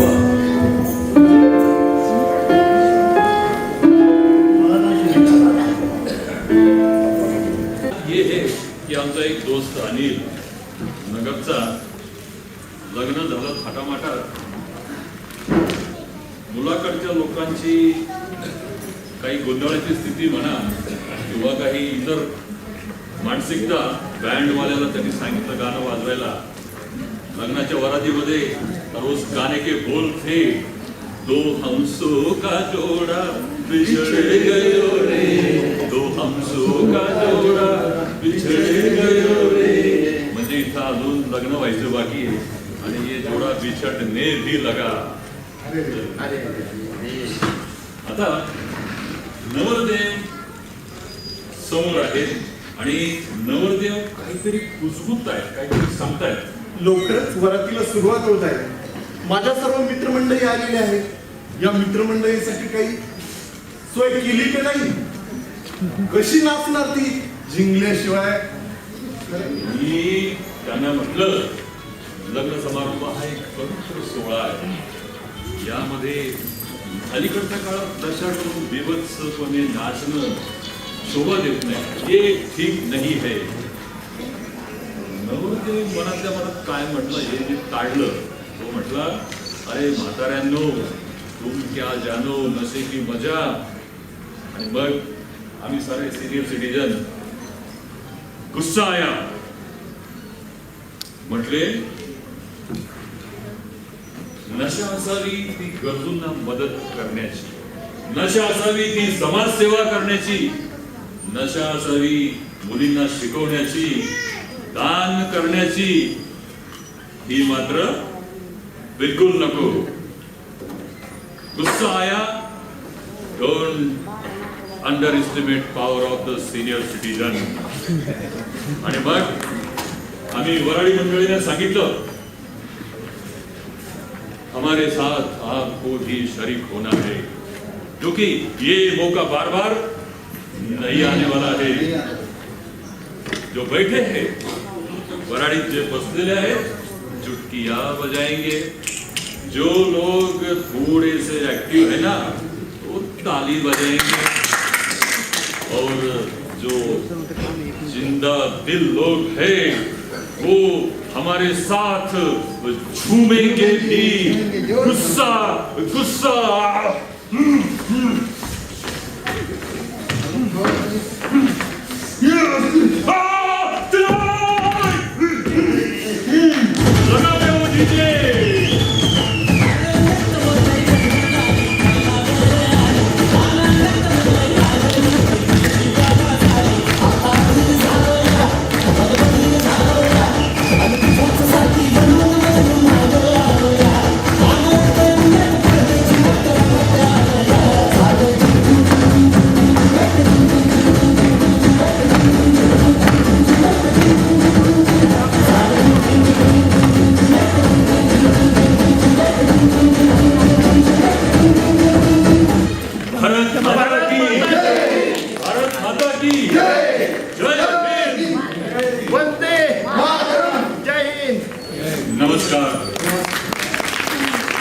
गरीबाच्या पोरांची लग्न करावी. नाही का? अरे बापरे, हे पडलं ना हो तू, काय झालंय? हा, पाणी द्या ना कोणीतरी. अरे अरे बघा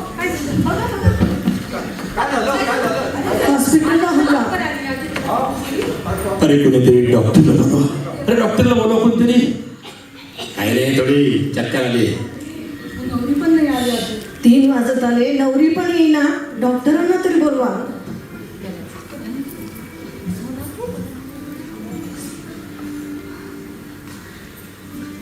सुलक्षणा वहिनी, काय झालं? या या. बस बस. पाणी देऊ का तुम्हाला? काही नको बाई, पाणी नको मला, काही नको. काय झालं? काय करू आता बसून, त्याचं नव्हतं झालं ग बाळा. काय झालं ते तरी सांगा. काय सांगू, कसं सांगू? नवरीच्या प्रत्येक विधीचा मेकअप वेगळा होता. आताच्या मेकअपला गेली ती आलीच नाही ग. बघा ना, चौकशीला गेली तेव्हा कळालं ते काय होतं तुमचं ते इन्स्टा का फिन्स्टावरून झालेला तिचा मित्र त्याने पळवली होती. पळवली काय दिवस आले तरी. आणि कोणीतरी फोनवरून नवरदेवालाही कळवलं ग. कोसळला बिचारा. मग आता काय कसं करतो? कसं असं काय फोन काळजी करू नका. अहो देव हाय सगळं नीट होईल. काळजी करू नका.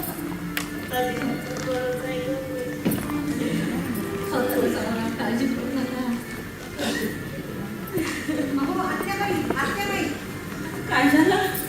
अहो आपल्या आजीची तब्येत आता बरी आहे. बाई बरं झालं. देवाची तब्येत आता ठीक आहे. ते म्हणलं का देव आहे सगळं नीट करेल. पण आता लग्नाचं कसं ग? लग्न होणारच आणि आजच होणार. हो की नाही? हो, लग्न होईल आणि इथंच होईल. पण आम्ही ऐकलंय की नवरी मुलगी म्हणजे तुम्ही ऐकलं. हो, खरं आहे. पण ते तुमच्यापर्यंतच राहू द्या. कारण मी, आई, ही आणि आजी यांच्या व्यतिरिक्त इतर कुणाला समजण्याच्या आधी आम्ही खरं तर या घटनेने आम्ही पाठ कोसळलो होतो. आमची नाचती होईल या भीतीने आम्ही घाबरलो पण आम्ही आता ठरवलं. हो की नाही? हो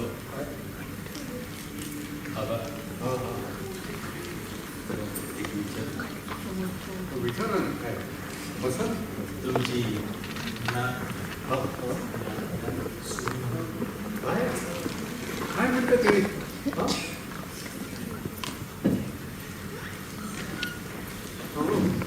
हे कसं म्हणजे काय? अर्थातच आम्ही आधी आजीतला विचारलं आहे आणि तोही तयार आहे तुमच्याबरोबर लग्न करायला. पण कसं करायचं? त्यानं काय म्हणतं ते? हो, आता जी काय बोलतात ना, माझा खरंच विश्वासच बसेना. आणि आता हे सगळं काय? तर आता मी तरी काय बोलणार? तुम्ही फक्त हो म्हणा आणि तुमची तनुजा आमच्या पदरात घाला. हो करा हो. तुमच्या मुलाच्या आत्म्याला शांती लाभावी म्हणून एवढं तरी करू द्या. फोन करा. तुम्ही फक्त फोनवर संमती घ्या. लगेच फोन लावा आणि तुमच्या सुनेला आणि विचारा लगेच.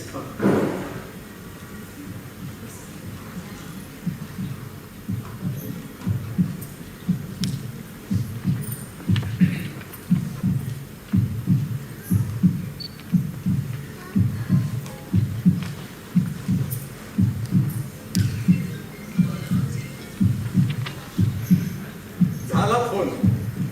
हा सुनबाई आणि सुनबाई बरं काय झाला, सुनबाई आणि नातीला हो म्हणले. पण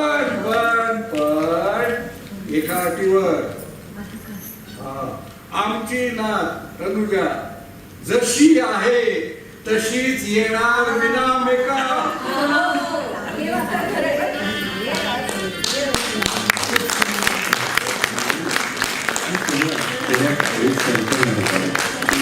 एक छान निर्णय घेतला. या ठिकाणी वधूवरांच्या आगमनापूर्वी आपण मुलीच्या आजी आजोबांच्याकडं गावातील एका गरीब शेतकऱ्याला मुलीच्या लग्नासाठी तर गावातील शाळेसाठी सुद्धा देणगी स्वरूपात रोख रक्कम सुपूर्द करत आहोत. त्याचा स्वीकार आजोबांनी करावा अशी पाटील परिवाराकडून विनंती.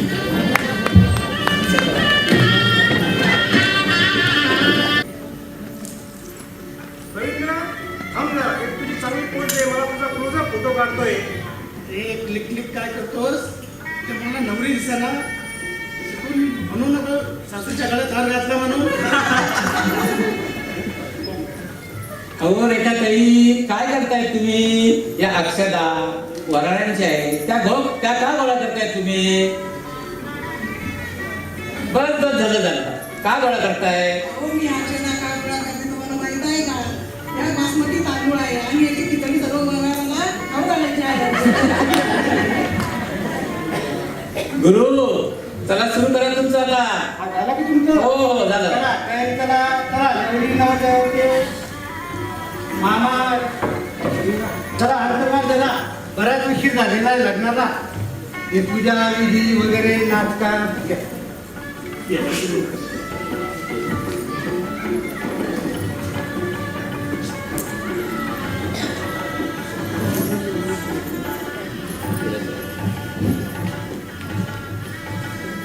जरा नवरा मुलीचे नवरदेवाचे मामा मागे उभे राहा. मुलीचे मामा मुलीच्या मागे उभे राहा. हा अंतकाळ जरा. हा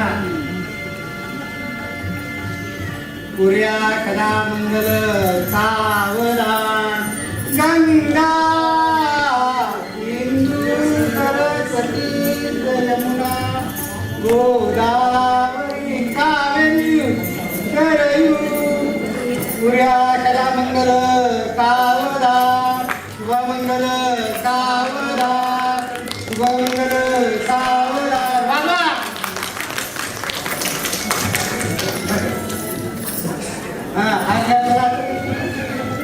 मला लग्नाला जायचे दुसरं मुहूर्त आहे.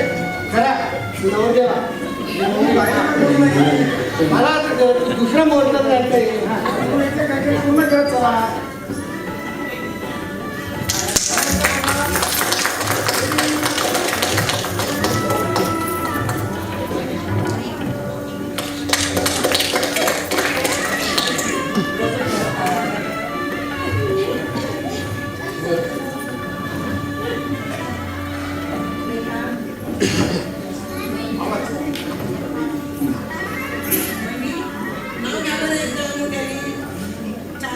सगळ्यांना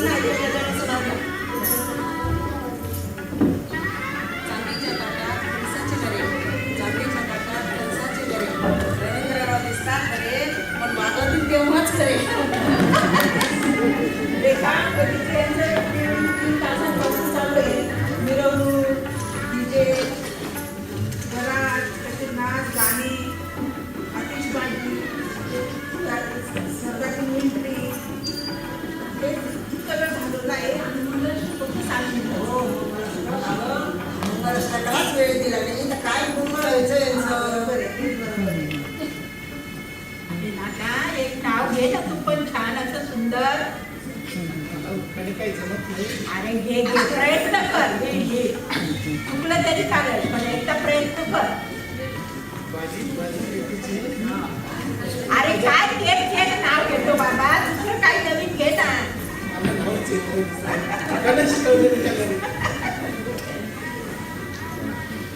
घ्या की एखादं नाव चांगलं नाव घ्या.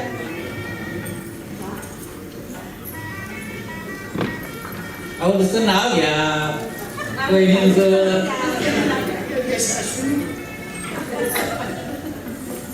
मित्रांनो, नाटिकेचा उद्देश कोणाच्या भावना दुखवण्याचा नव्हता, फक्त तुमच्या बोटावरचं हसू आणून हेच होतं. लग्न म्हटलं की रुसवे फुगवे कुरकुर कुरकुर होणारच, पण शेवटी ही नातं आणि प्रेम महत्वाचं असतं.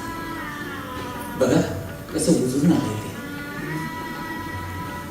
आम्ही सर्व ज्येष्ठ नागरिक तरुणाई पोहोचलो.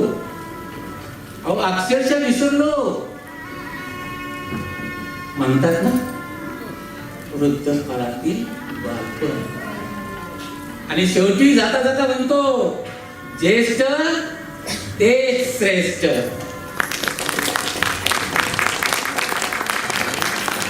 सासरलाही बहीण निघाली, सासरलाही बहीण निघाली, भावाची लाडी. चला फोटो लावू बरं आता. अरे तुम्ही सगळे बाजूला व्हा. मम्मी डॅडी, मम्मी पप्पा आले. चला हा मस्त झाला फोटो, छान झाला. पूर्ण होऊ दे, पूर्ण होऊ दे.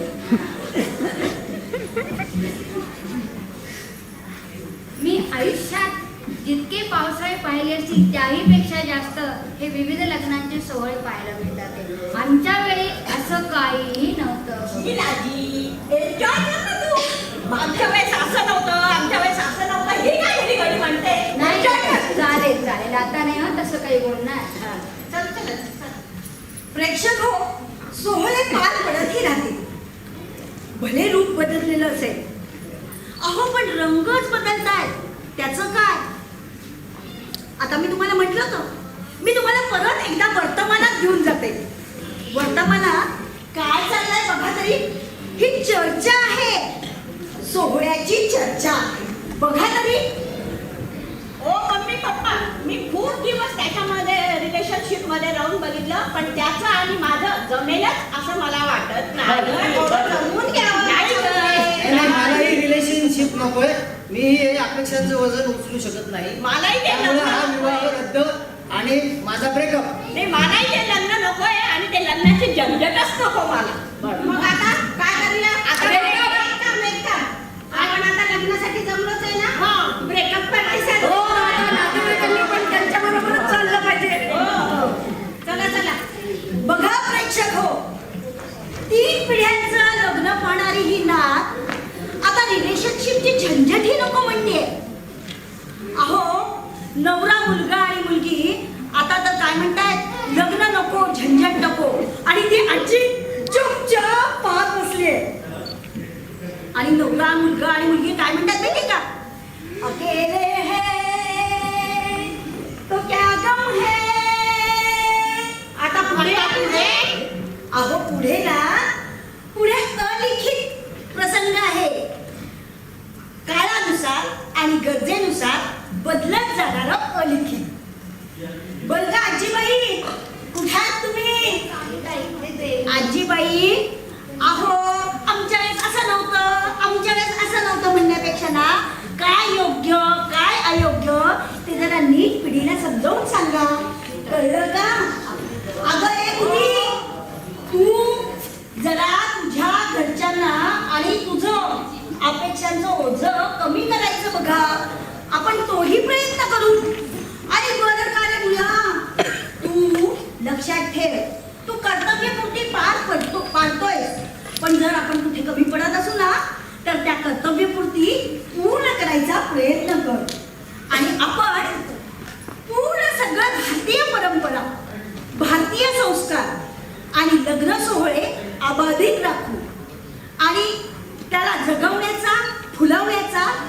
सगळे मिळून प्रयत्न करू.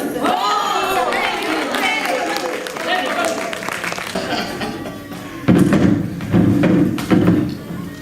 बरं, मला एक सांगाय ना, म्हणजे तू फक्त शरीरानेच वाढलाय का डोक्याने पण अजून वरती रिकामच आहे काही?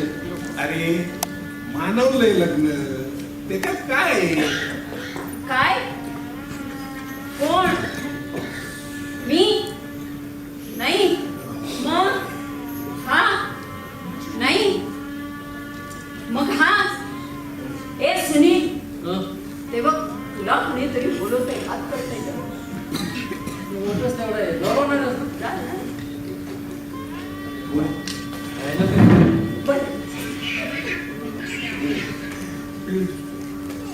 तुला भेटतो रे, जेवण झालं भेटतो तुला.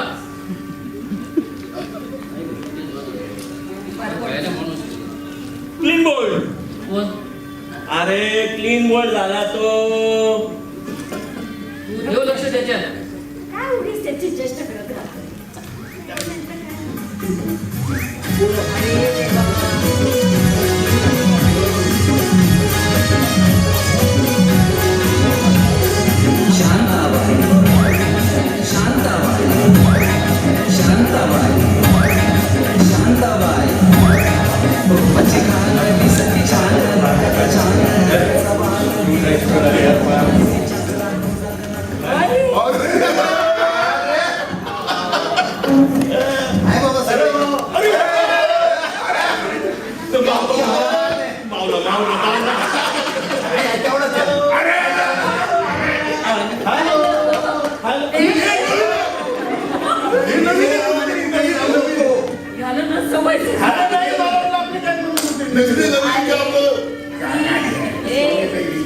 माझ्या शाळेतली मैत्रीण आहे, कॉलेजमधली नाही. तू शाळेत गेलो दिसतंय का?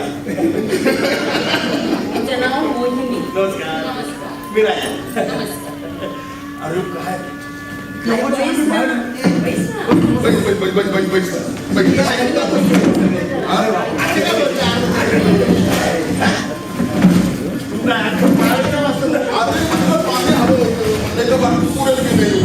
ऐक 1.5 तास झाला शशाने मी दोघं बेमारसारखे इकडे तिकडे मला भेटलं बरं झालं. आम्ही आलो त्या नवरदेव बाहेर तिकडं लॉनच्या पुढे कडं उभा होता, नाचतात सगळे लोक आणि आम्ही एवढं नाचतो, पण तिच्यामुळे विषय झाला ना.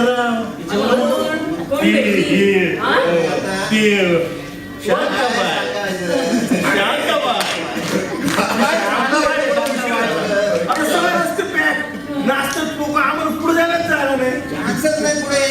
नवरदेव सुद्धा असं एवढा जाड सूट घातलेला तिने असा मस्त आणि नाचतोय असा घामाघूम झालेला आहे. मी विनोदी आहे की नाही विनोदी? मला तिथे काय सुचलं माहितीये का, एक जनरली वैवाहिक जीवनात पदार्पण करतो तरी माणूस वरमाला घालतो, बरोबर ना? आता ही वरमाला घालून असं संसारात पदार्पण करत असतानाच हा नवरदेव एवढा घामाघुमे पुढं काय संसार करणार? आणि दुसरी एक गंमत म्हणजे आपल्या सगळ्यांच्याच लग्न लागल्यावर कसे ढोल ताशे सनई चोगडे असे मंगलवाद्य आहे. आता काय वाजतं हल्ली 10,000ची लढ. अरे हा ना, काय आजकाल ते काय निघाले ते 10,000ची लढ लावतात. तुम्हाला बायकांना ते कळणार नाही. का बरं? ज्याचं लग्न होतं त्या माणसाला लग्न लागता क्षणीच काढा खाली फाडफाड फाडफाड फाडफाड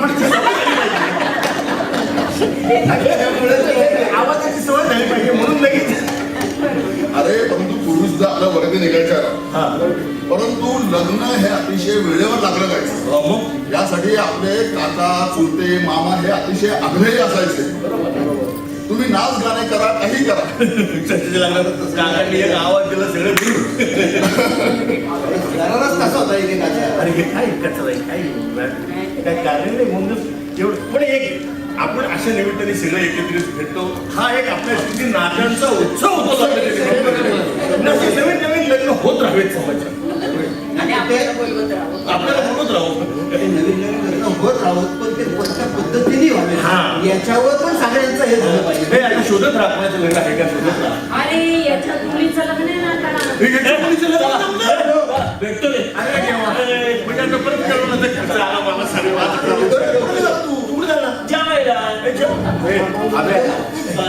तुझ्या बरोबर मी खूप वेळा घरी हॉटेलमध्ये सगळीकडे जेवलोय. तू बावळटपणा करायचं नाही. ते भिकाऱ्यासारखं असं एवढं मोठं घेतो परत बिल्डर का नाही मोठ्या डिनर मध्ये आता पूर्ण बदललेलो आहे. मोजल तेवढंच घ्यायचं, लागल तेवढंच खायचं, गोष्ट टाकायचं नाही. नमस्कार, चला चला अरे पण एक फोटो घ्या. आपण काय आहे ना मग मला मॅडम बाहेर दिसते चलते बरंच फटक वळग्यात होत्या त्यामुळे मी काही बोलतो नाही. पण ते आहे ना तो चांगला आहे. राष्ट्रीय स्तरावर केलं आपल्याला आनंद आहे त्यामुळे. अरे सुनीलच्या पण मुलीच्या लग्नात झालं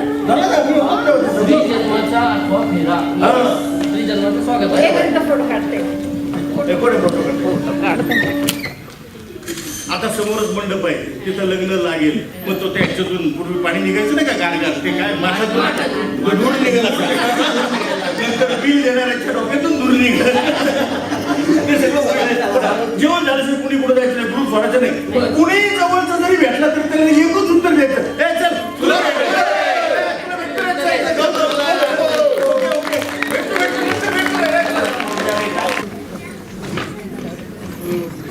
मी काय म्हणते अहिल्यानगरकर जोशींसाठी एकदा जोरदार टाळ्या प्लीज.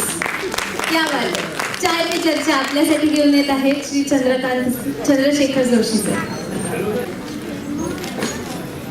नमस्कार मंडळी. चाय पे चर्चा या आमच्या कौटुंबिक आणि दैनंदिन कार्यक्रमात आपल्या सगळ्यांचं मी स्वागत. मी वसंत नानाटी.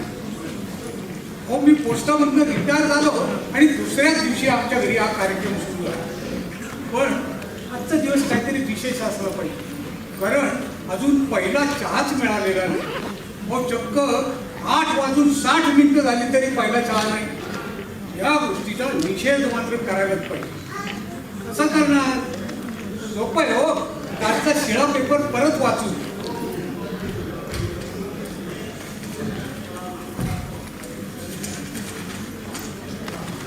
रंगदेवता आणि रसिक प्रेक्षकांना विनम्र अभिवादन करून आमचे आम्ही पुढे सादर करीत आहोत चाय पे चर्चा.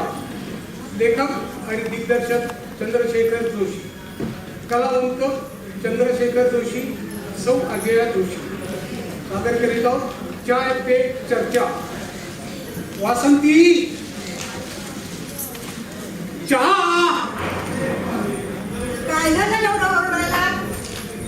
चहा कुठं आहे? ओके एवढ्याला ओरडला. मला वाटलं आपल्यासाठी समोरच्या टपरीवाल्याकडे तुम्ही चहा मागवला की काय? अगं टपरीवाल्यांकडचं चहा म्हणजे त्यांचे कप हल्ली एवढे छोटे छोटे होत चालले की चहा पितोय की पोलिओचा डोस हेच कळत नाही. असू नको. इच्छा तिथे मार्ग आणि चहा तिथे स्वर्ग. मग थोड्या वेळ पृथ्वीवरच राहा. का बरं? दूध फाटलं. काय म्हटली? नशीब माझं. अगं ते फुटला म्हणतात. तुला असं झालं तरी काय? दूध फाटलं. कधी? आता गॅसवर टाकायला ठेवलं होतं तेव्हा. अगं मग मी तुझ्या आधी उठलो होतो. माझं चहा मी करून घेतला असतं तर बरं झालं असतं. बरं झालं तेवढं केलं नाही. का बरं? मला काय साधं चहा नाही करता येणार? आठवा बरं याआधी कधी केलं म्हणतात ते? झाली असतील 2-3 वर्ष. तू भिशीला गेली होतीस ना? मग तेव्हा काय झालं होतं? काय नाही आपलं भांड्यात पाणी घेतलं गॅसवर ठेवलं गॅस पेटवला. स्टीलच्या?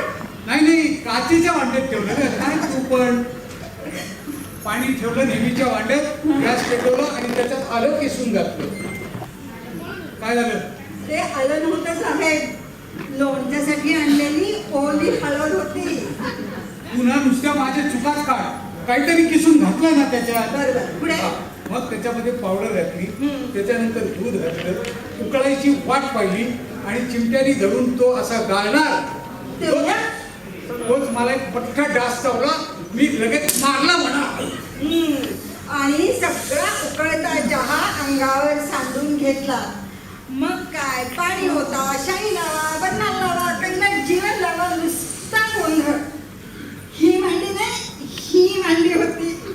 तू फक्त माझ्या चुकाच काढ. पण काय ग 8 दिवसात बरा झालो की नाही? घराबाहेर तरी पडलो. कसे पडाल? काय फुल पॅन्ट घालता तरी येत होती का हाफ पॅन्ट घालून पोस्टात जाणार होता? आणि शिवाय औषधाने जाता जाता तुम्हाला एक स्पेशल रिटर्न गिफ्ट दिला चिकन गुनियाचं ते वेगळंच. तू सारखं माझ्या मागे लागली होती की मोठी सुट्टी काढा काढली एकदाची. काय उपयोग त्या सुट्टीचा? औषधाने जखमी झालेले तुम्ही एकमेव व्यक्ती असा. ते कसं काय बरं? हळद खिसून घातलीत ना चहा. हो, पण काय बरं, माझं पोस्टावरचं प्रमोशन गेलं त्यावेळेस. सीमा वंसांच्या मुलाची म्हणजे चुकली. सगळे पैसे हॉस्पिटलमध्ये खर्च झाले. असा ट्रीप रद्द झाली. हो, मला तर आसामच्या चहाच्या मळ्यात तरंगत असल्यासारखं वाटतं. माझे सगळे देशीचे पैसे आजारपणात खर्च झाले आणि शिवाय 3 महिने घरात म्हणजे नुसता उच्छाद. पण काय ग, त्या काळामध्ये नाही का एक मोठा डास सारखा मला चावतो. मला काय वाटतं, तुम्ही त्या मारलेल्या डासाचा पार्टनर असावा आणि तो सारखं मला चावून चावून माझा सूर उगत असावा. मग मी एक दिवस काय केलं, त्याला जाळ्यामध्ये पकडला आणि मारून टाकला.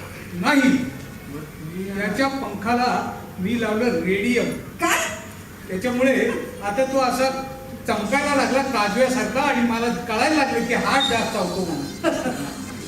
पण नंतर 4-5 दिवसांनी तो गायबच झाला ग, दिसेनासच झाला. कसा दिसेल? तुम्हाला चावून चावून चावून चावून त्याला झाला डायबेटीस. हा सांगते. झाली किडनी फेल. अरे बापरे. मग ठेवलं डायलिसिसवर. मग शेवटी दुःखद निधन. मी तर त्याचा फोटोच लावणार होते फ्रेम करून. नाही, तुझी डासाला डायलिसिसवर ठेवण्याची कल्पना मला आवडली. पण आता चहाचं काय करणार आहे? करणार आहे ना, दूधवाला भैया आल्यावर. मुळात मी तुझ्याशी लग्न केलं तेच मुळी मी होतो चहाचा चहाता आणि तुझं आडनाव चहा दे. पण काय उपयोग त्याचा? माहेरचं आडनाव चहा दे आणि सासरचं नानाटी. चला मंडळी, आपलं निषेध पर्व पुढे चालू ठेवू. हा, अरे काय सांगता, जगाच्या लोकसंख्येची अर्धी लोकसंख्या म्हणे चहाच्या प्रेमात अकंठ बुडालेली. आणि तिबेटमध्ये म्हणजे आत्ताच्या चीनमध्ये बरं का, एक माणूस दिवसभरात 30 ते 70 कप चहा पिऊ शकतो. आणि इथे एक चहा मिळायची पंचायत झाली.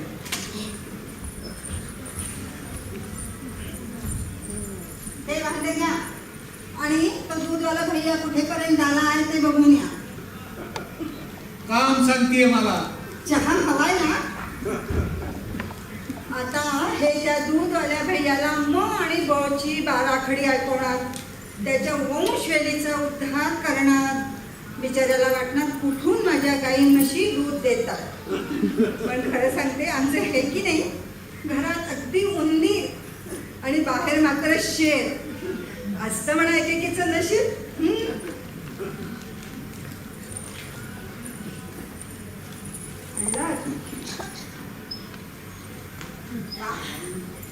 काय ग, तुला चांगला भैया नेमायला काय झालं? आता काय झालं? मी त्याला म्हटलं की दूध क्यू फाट्या. मग त्यांनी पहिल्यांदा मला फाट्यावर मारलं.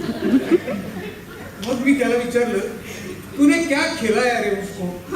तर म्हणाला, व्हेज पुलाव, व्हेज मंचुरियन आणि सगळ्यात शेवटी आईस्क्रीम. बापरे, म्हशीचे एवढे लाड? मी त्याला म्हटलं, जो तूने बायको को खिलाने का वो तू म्हैस को क्यों खिलाए? तर म्हणतो कसा, पहिले बायको कोच खिलाया और फिर जो पूरा वो म्हैस को खिलाया. बरं झालं महाराष्ट्र शासनाने तिसरी भाषा म्हणून हिंदी भाषेला परवानगी दिली नाही. बर, मी आता चहा करणार आहे. तुम्हाला 2 कप. आणि साखर? अगं बाई, तुझ्या हाताच्या बोडवेलीत मला शुगर झालीये. लोक माहिती आपल्याला काय म्हणतात, पूर्वी म्हणायची ही जोडगोळी चालली, आता म्हणतात ही गोड जोडी चालली. वा, पण शुगर होईल नाही तर काय? मग जरा म्हणून घराच्या बाहेर पडायचं नाही, ही शरीराची हालचाल नाही. काय ग, परवा भाजी आणायला नव्हतो गेलो? वा, गेला होतात ना. खाली जाऊन दारासमोर आलेल्या गाडीवाल्याकडनं तर भाजी आणली. आठवा बरं, यापूर्वी बायकोला कधी फिरायला नेलं होतं ते? चहा कॅन्सल. नाही, चहा तर करणारच आहे हो. पण मी म्हटलं माणसाने जरा हिंडावं, फिरावं, व्यायाम करावा. हे बघ, उद्यापासून आता मी घरामध्ये ना कॅलरीज बर्न करायचा यज्ञच मांडतो. कॅलरीज बर्न करायचा यत्न जरी केला तरी मी काय म्हणते की अशा गॅलरीमध्ये फिरून कॅलरीज बर्न होत नसतात म्हटलं साहेब. मंडळी, चहाला लवकर चला, पुन्हा एकदा दूध फाटायचं आणि बायको फुटायची. मला म्हणतात फायनान्स पण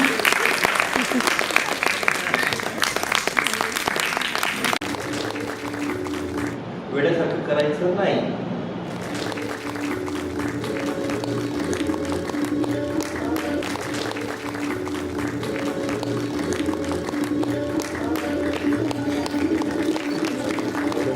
नमस्कार, आम्ही ओंकार संगीत निकेतन. आत्ता कांकरी यांचे मान कन्हैया ट्रस्ट यामध्ये दुसरे बालपण जे झालं त्या स्पर्धेमध्ये आम्हाला प्रथम क्रमांक मिळाला. प्रथम क्रमांक मिळणं ही फार मोठी गोष्ट आहे, कारण जेव्हा पहिल्या बालपणात प्रथम क्रमांक मिळतो तेव्हा आनंदाने अगदी उड्या मारतो. तशा उड्या आम्ही आता ह्या दुसऱ्या बालपणात मारल्या. खरं तर या मान कन्हैया ट्रस्टने आम्हाला जी एवढी मोठी संधी उपलब्ध करून दिली त्याचे आम्ही खूप खूप ऋणी आहेत. आणि विशेष म्हणजे कांक्रिय दाम्पत्यानी दुसरे बालपण ही संकल्पना जी दाखवली तीच फार खूप मोलाची आहे असं मला वाटतं. कारण आम्ही सगळ्याजणी त्या दिवशी आमचा पूर्ण दिवस आणि घर सगळं विसरलो होतो. ज्याप्रमाणे लहान मुलं बाहेर खेळायला जातात आणि ते घर अगदी विसरून गेलेले असतात, अभ्यास विसरून गेलेले असतात, त्याचप्रमाणे आम्ही तिथं बागडलो. दिवसभर आम्हाला इतकं छान वाटलं तिथलं वातावरण. परत स्पर्धेचं संयोजन इतकं सुंदर होतं की कुठेही कंटाळा आला नाही. चहा पाणी जेवण सगळी व्यवस्थित व्यवस्था होती. त्यातून माझा 8 वर्षाचा नातू मला येऊन म्हणाला की आजी तू खूप सुंदर दिसते आणि परत तुझं नाटक खूप छान झालं. ह्याच्यातच मला इतका मोठा आनंद झाला. ह्याच्यात मी माझं सगळं पहिला क्रमांक, दुसरा क्रमांक, तिसरा क्रमांक काय येणार आहे हे मी सगळं विसरून गेले आणि तिथंच मी खूप मोठी असल्याचं मला भास झाला. धन्यवाद. दुसरं बालपण हे नाटक खूपच छान वाटलं. म्हणजे त्याच्यात भाग घ्यायला खूपच छान वाटलं. पूर्ण दिवस आम्ही इतकं एन्जॉय केला. खूप खूप छान वाटलं. धन्यवाद. डॉक्टर कांकरे यांचे मान कन्हैया ट्रस्ट आयोजित दुसरे बालपण ह्यांनी आम्हाला एक लग्न सोहळा हे नाटक आम्हाला सगळ्यांना विषय दिला होता. आणि तो विषय आम्ही आमच्या सगळ्या मैत्रिणींनी आमच्या लग्न सोहळा हा एक खूप छान पद्धतीने आम्ही साजरा केलेला आहे. आणि आम्हाला असं वाटलं पण नाही की आम्ही एवढं म्हणजे ह्या वयात आम्ही 50 नंतर 50+ ह्यानंतर आम्ही ह्या गोष्टी अशा लग्न सोहळ्याच्या ह्या परत पूर्वीसारख्या आठवून आम्ही करू शकतो. म्हणजे ह्याचा आम्हाला खूप अभिमान आहे. आणि डॉक्टर कांकरिया मान कन्हैया ट्रस्ट आयोजित यांना खूप खूप धन्यवाद. प्रथमतः मान कन्हैया ट्रस्टचे मी खूप आभार मानते की त्यांनी आम्हाला वयाच्या 50 नंतर स्टेज दाखवलं व त्यामुळे आम्हाला स्टेज डेअरिंग हे आमचं गेलं होतं. पण सरांनी आम्हाला उत्स्फूर्त प्रतिसाद दिला. आम्हाला स्टेज डेअरिंग आलं. त्यात आम्ही आमच्या मॅडमचे तर खूप आभार मानतो. त्या स्वतः ॲडमिट असताना त्यांचा डिस्चार्ज सकाळी 1ला झाला. 4ला त्यांनी आम्हाला मेसेज केला नाटकाच्या प्रॅक्टिससाठी या. आम्हाला प्रश्न पडला होता की असं कसं नाटक होऊ शकेल आता. पण मॅडमने इतका आम्हाला उत्स्फूर्त प्रतिसाद दिला की आम्हाला म्हणजे अशी संकल्पना आली की आम्ही एक पहिला नंबर हा खेचून आणणारच. आणि मॅडमच्या संकल्पनेमुळं, मॅडमच्या उत्स्फूर्त प्रतिसादामुळं तो नंबर आम्ही खेचून आणला आहे. त्याबद्दल आम्ही कांकरे दाम्पत्याचे सुद्धा आभार मानतो.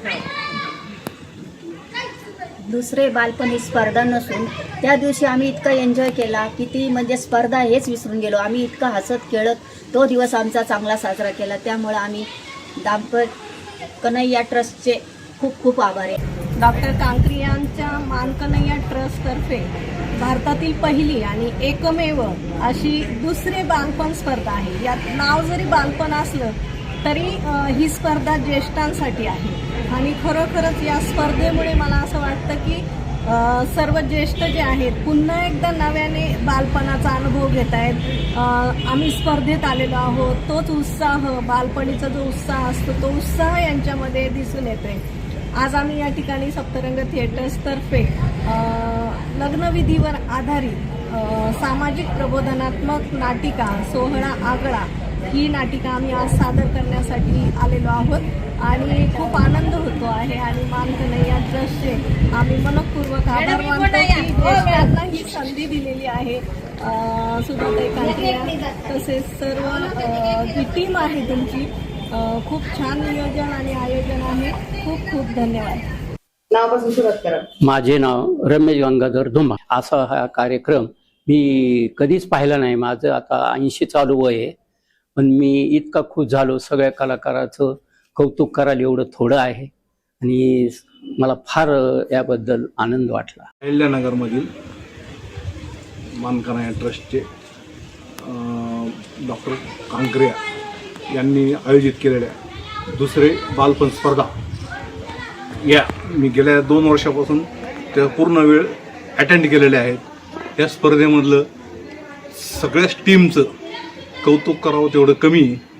उत्कृष्ट नियोजन, प्रत्येक कलाकारांचे, प्रत्येक सहभागी टीमचे करणारे आस्थेने चौकशी करतात. सगळ्या गोष्टी त्यांना कशा व्यवस्थित देता येतील आपल्याकडून त्या पूर्ण देण्याचा ते प्रयत्न करतात आणि स्पर्धेचं नियोजन, स्पर्धेचे जे निकाल असतात ते पण निकोप असतात. अशा ह्या मान कन्हैया ट्रस्टचे खरं तर शतशः आभार मानायला पाहिजे. आणि दुसरी गोष्ट, ही स्पर्धा महाराष्ट्रात नव्हे, मला वाटतं भारतातील सुद्धा अशी पहिली स्पर्धा असेल आणि हळूहळू या स्पर्धेचं स्वरूप फार मोठे असेल. त्यामुळे हे अशा स्पर्धा कायम चालू राहतील अशी त्यांना शुभेच्छा देतो आणि आम्हाला पण कायम अशा स्पर्धेत भाग घेता येतील यासाठी आम्ही नक्कीच प्रयत्न करत जाऊ. नमस्कार. आता ज्या काही स्पर्धा सुरू आहेत, दुसरं बालपण, आता इथे एकूण 12 संघ आहेत. विषय पण अतिशय सुंदर आणि उत्साही दिलेला आहे एकदम तो. आणि या वयामध्ये आम्हाला लग्नाचा उत्सव हा जो काही विषय मिळालेला आहे एकदम भन्नाट आणि रंगत. त्यामुळे इथे जो काय आपला ऑडियन्स आहे तो ऑडियन्स अगदी मनमुरादपणे अगदी आनंद घेतोय. आमच्यासारखे सर्व काही ज्येष्ठ कलाकार बऱ्याच वर्षानंतर आम्ही रंगमंचावरती येऊ इच्छितोय. आम्हाला एक चांगली वेगळी पर्वणी मिळालेली आहे. त्याबद्दल मान कन्हैया कांकरिया आणि ट्रस्ट यांचे आम्ही आभारी आहोत. अशा स्पर्धा सर्व ठिकाणी होत. दुसरे बालपण हे अनुभवताना मज्जा येते एकदम. आता आणि माझ्या बाबतीत व्यक्तिगत सांगायचं म्हटलं तर मी फक्त वयाने वाढलोय. माझं वागणं अजूनही बाल वयात असलेल्या माणसासारखंच आहे. त्यासाठी अनेक मित्रांची बोलणे खातो, शिव्या खातो. पण त्यामुळं हे स्टेजवर दुसरं बालपण आज अनुभवतोय. मान कन्हैया ट्रस्टने हा जो काही उपक्रम घेतला आहे तर भारी एकदम बेस्ट आहे. सगळ्यांना परत आपापल्या आयुष्यात बागडायला मिळते आहे, नाचायला मिळते आहे, गायला मिळते आहे, सगळं काय करायला मिळतं. ते पण 4 लोकांसमोर. बऱ्याचशा लोकांच्या अंगात कला असतात पण त्या अशाच काय त्याला हल्लीच्या शब्दात म्हणतात हिडन. म्हणजे आम्ही पूर्वी त्याला छुप्या म्हणायचो, आता त्याला हिडन म्हटलं जातं. ते अशा अनेक लोकांच्या अंगात कला असतात त्या निमित्ताने बाहेर येते. बघायला फार मज्जा येते. प्रेक्षक म्हणून तुम्ही फार खुश आहे.